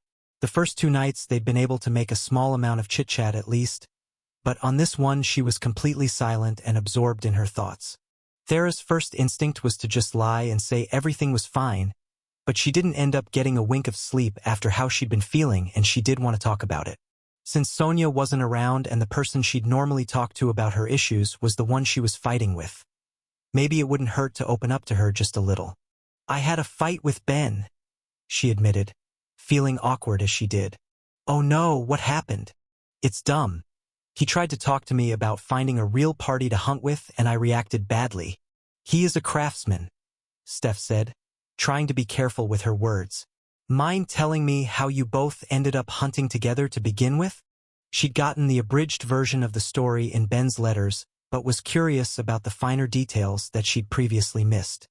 Thera was agreeable at least and began awkwardly recounting the tale of how they started working together. Both of them being forced into it by her uncle. His annoying way of trying to form a friendship while she just wanted to keep her distance. What they both went through dealing first with Roan, then everything her mother set up in Analia. When she looked back on it, she couldn't help but think that despite all the insanity they'd been through, it had been a fun year, maybe one of the most enjoyable she'd had. Even when considering that she'd faced death from both a madman and a god's trial, it was still better than the monotony that life previously held for her. Reminiscing like that brought a faint smile to her lips, hidden by her hood, but Steph seemed to take away something different from Thera's story. "That idiot," she fumed, keeping herself from yelling it out for the sake of those sleeping. "In not a single letter did he tell us how many times he's apparently almost died." I'm sure he probably just didn't want to worry you," Thera was quick to say, realizing that she might have revealed more than she should have. I'll be talking to him about that later. But anyway, aren't you just worried about losing him?" Her silence spoke volumes, making Steph want to dig deeper. She wanted the chance to grow closer with Thera after all, not to mention satisfying her own curiosity. "So about the whole marriage thing, what's that have to do with anything?" "Just humor me," Steph told her. "Let's say you can't cancel the engagement, your mom sounds crafty, maybe she'll be able to force the issue. How do you think you'd feel if you had to marry Ben?" Thera thought for a moment. She hadn't even considered the prospect that her mother might try to force things more than she already had. But it was more possible than she'd like to admit. As for how she would feel, sad. "I think it would make me sad." It wasn't the answer Steph had expected, nor remotely close to what she'd hoped for. She was aware of the same issue that Will had spoken of to Ben. With the number of humans on the planet and the fact that they could expect some to die in the war if it came sooner than later, Ben might end up alone on top of being the only one without any sort of backing. She had hoped that the care Thera seemed to have for him might lean toward the romantic end so that he wouldn't have to go through that and could potentially get some of the benefits he'd been denied due to the skills he'd arrived with, but maybe that wasn't to be. Still, she wanted to probe further, especially after an answer like that. "Isn't that a bit extreme? I know he can be a bit obsessive when he starts a task, and pretty willing to ignore a personal bubble, but I'm sure you must see what a nice guy he is." "It's not about that," she said with a shake of her head. "He's already aware of this, but as a half-breed I can expect an unusually long life. I've never wanted to get married because the idea of watching someone I care about slowly die like that sounds terrible." Steph was momentarily silenced. She hadn't expected such a depressing reason, and it took a bit to know what to say. "In that case, what about if Ben marries someone else? Are you going to be all right with that?" "Why wouldn't I be?" she asked in confusion. There are plenty of times when people enter a relationship with someone else that they have less time for other people they care about. It's not something anyone ever really means to happen, but it can happen. Thera froze. She didn't have any real friends growing up and had dismissed the idea of romance when she was old enough to understand what that would mean for her. So she didn't have any experience losing a friend she cared about to it. "Did that happen for you and Will?" she suddenly asked, wanting more information and making Steph blush in the process. What do you mean?" "Oh, sorry. I guess I assumed from what I saw when Ben connected us. Do humans normally do that sort of thing with people they're just friends with?" It seemed like something that would normally be extremely private for a lot of races and had left her blushing under her hood for a while after it happened. If humans just act like that together with anyone they care about, then does that mean Ben would want to and only hasn't out of respect for cultural differences? So would he want some time alone with Steph too? Just the thought left her flushed all over again. But Steph was at least quick to correct her. "No, She yelled a bit louder than intended. Ahem, yeah, me and Will are together, we don't just do that sort of thing with anyone, so don't think anything weird. As for us, well, most of the people we care about are on a whole other world. I send letters to a couple other classmates, and so does Will, but it's not really the same. Oh, good, Thera said, strangely relieved to hear it. Wait, relieved? Why should I feel so? Back to the matter at hand, I just think you should clear things up by telling him how you feel. If you want to keep hunting with him, tell him that and tell him why. MMH, I know you're right, but I made a scene about it and it's going to be so awkward. I'm sure it will be fine. I bet Ben is just as anxious, Steph told her confidently. Besides, nothing will get better if neither of you say anything. All right, I'll talk to him in the morning. Thanks. Steph smiled as Thera sat with her thoughts, and both were content to enjoy their peace for the rest of the night, right up until the ground around them exploded. Chapter 119. As Ben got up, a sight of chaos greeted him. At first, he thought a horde of different monsters had come to attack them. They were all so varied in shape and size, it was like the attack on Stonewall all over again. But as he looked closer, he found they all had distinct similarities. Despite differences in body structure big enough that they could be mistaken for different species, they all had dark red scales and soulless violet eyes, marking them all as members of one race. Demons. From what he'd learned, one of the most dangerous aspects of the creatures was their adaptability. Their forms drastically changing within single generations to fit their environments, making them well-suited to conquer various worlds, and incredibly dangerous to have on the planet. And now their little hunting group had become their prey. Even worse, there wasn't the trifling 5 they'd been told to expect, but 30 of them at least, and some making a beeline to him as soon as they saw him. He didn't know what to do, what he could do. He wasn't a fighter and he didn't sleep with the barrier gauntlet on. How was he supposed to run? One that was built like a bull lunged at him and he felt death in front of him again. He reached his arm out, prepared to lose it so he could connect with the creature to try and scare it off like he'd done in the past. But before he could, Will appeared and lunged at it, knocking it away briefly and giving him enough time to grab Ben in his arms and run with all of his might away from the camp. Will, what are you doing? Ben yelled as he was being manhandled. We can't leave everyone else. Stop moving so much. It's already too late. His friend yelled back, pain lacing his voice. I already saw their bodies being dragged into pits when I got up.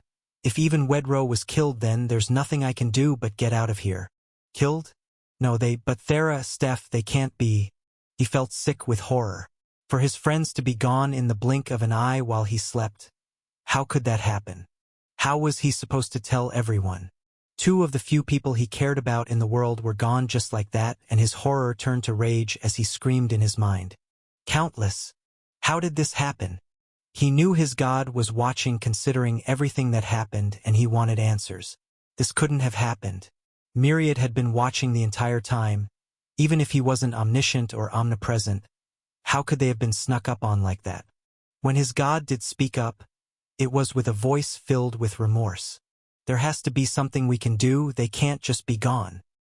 He gritted his teeth and tried to keep silent, not trusting himself to speak at the moment. His friends would be dead or dying, and there was nothing he could do about it. Once they finally felt they were a safe distance away and Myriad said they were no longer being chased, they sat in silence. Will had spent almost half the day running and they needed to figure out what to do from there, but neither of them had the energy to talk. Instead, Will threw together a fire, and Ben let himself fall into despair. With his friends gone, he felt all the energy seep out of him in a way he couldn't stop. It was worse than when he'd taken a few days after he'd been left behind at the church. What was he supposed to do now? That didn't even mention how pressing things looked for his own survival. He and Will were trapped hundreds of kilometers into the untamed lands, and without a space mage around there wasn't any way out other than walking, a task that would take ages to accomplish. His God said tenderly, weeks to stew on his failure to keep the people he cared about safe. A nice prelude to the lifetime of regret that was sure to follow. He had to at least try to recover Thera's body for her family, though there would probably only be bones left. Maybe her father would kill him for failing his daughter like that. With the way he felt, he wouldn't mind, and he wanted her to properly be laid to rest anyway. He felt his eyes move towards where he thought she would be and then widen as a sliver of hope filled him. Myriad, if Thera was dead, would bind still work? There was a chance that he really was just being pointed to her body, but he wanted to believe, and his God didn't disappoint. Myriad said, hope returning to his own voice. Ben's heart was pounding at the thought. If she did escape from the demons, then maybe the others did with her. They could all be alive, maybe even looking for them. Since their group had the space mages, they would be able to make plenty of distance from the demons after all. They might even be in a better situation than he and Will. Myriad, I don't care how you do it. Contact Analia and see if she can find and contact Thera, since she's her believer. If she doesn't make the time for you, tell her I swear I'll devote whatever little of my life remains to stealing as many of her believers from her as I can. He almost yelled before turning to Will, who turned to watch him seemingly talk to himself. Will, I have some good news. They might all be okay. What? How can you be sure? He sounded suspicious, but Ben saw some light return to his friend's eyes with that bit of hope. One of my skills links my soul to Thera's. Supposedly it would stop working if she died. So I can at least say she's all right, and if she escaped, then Steph and Wedro might be as well.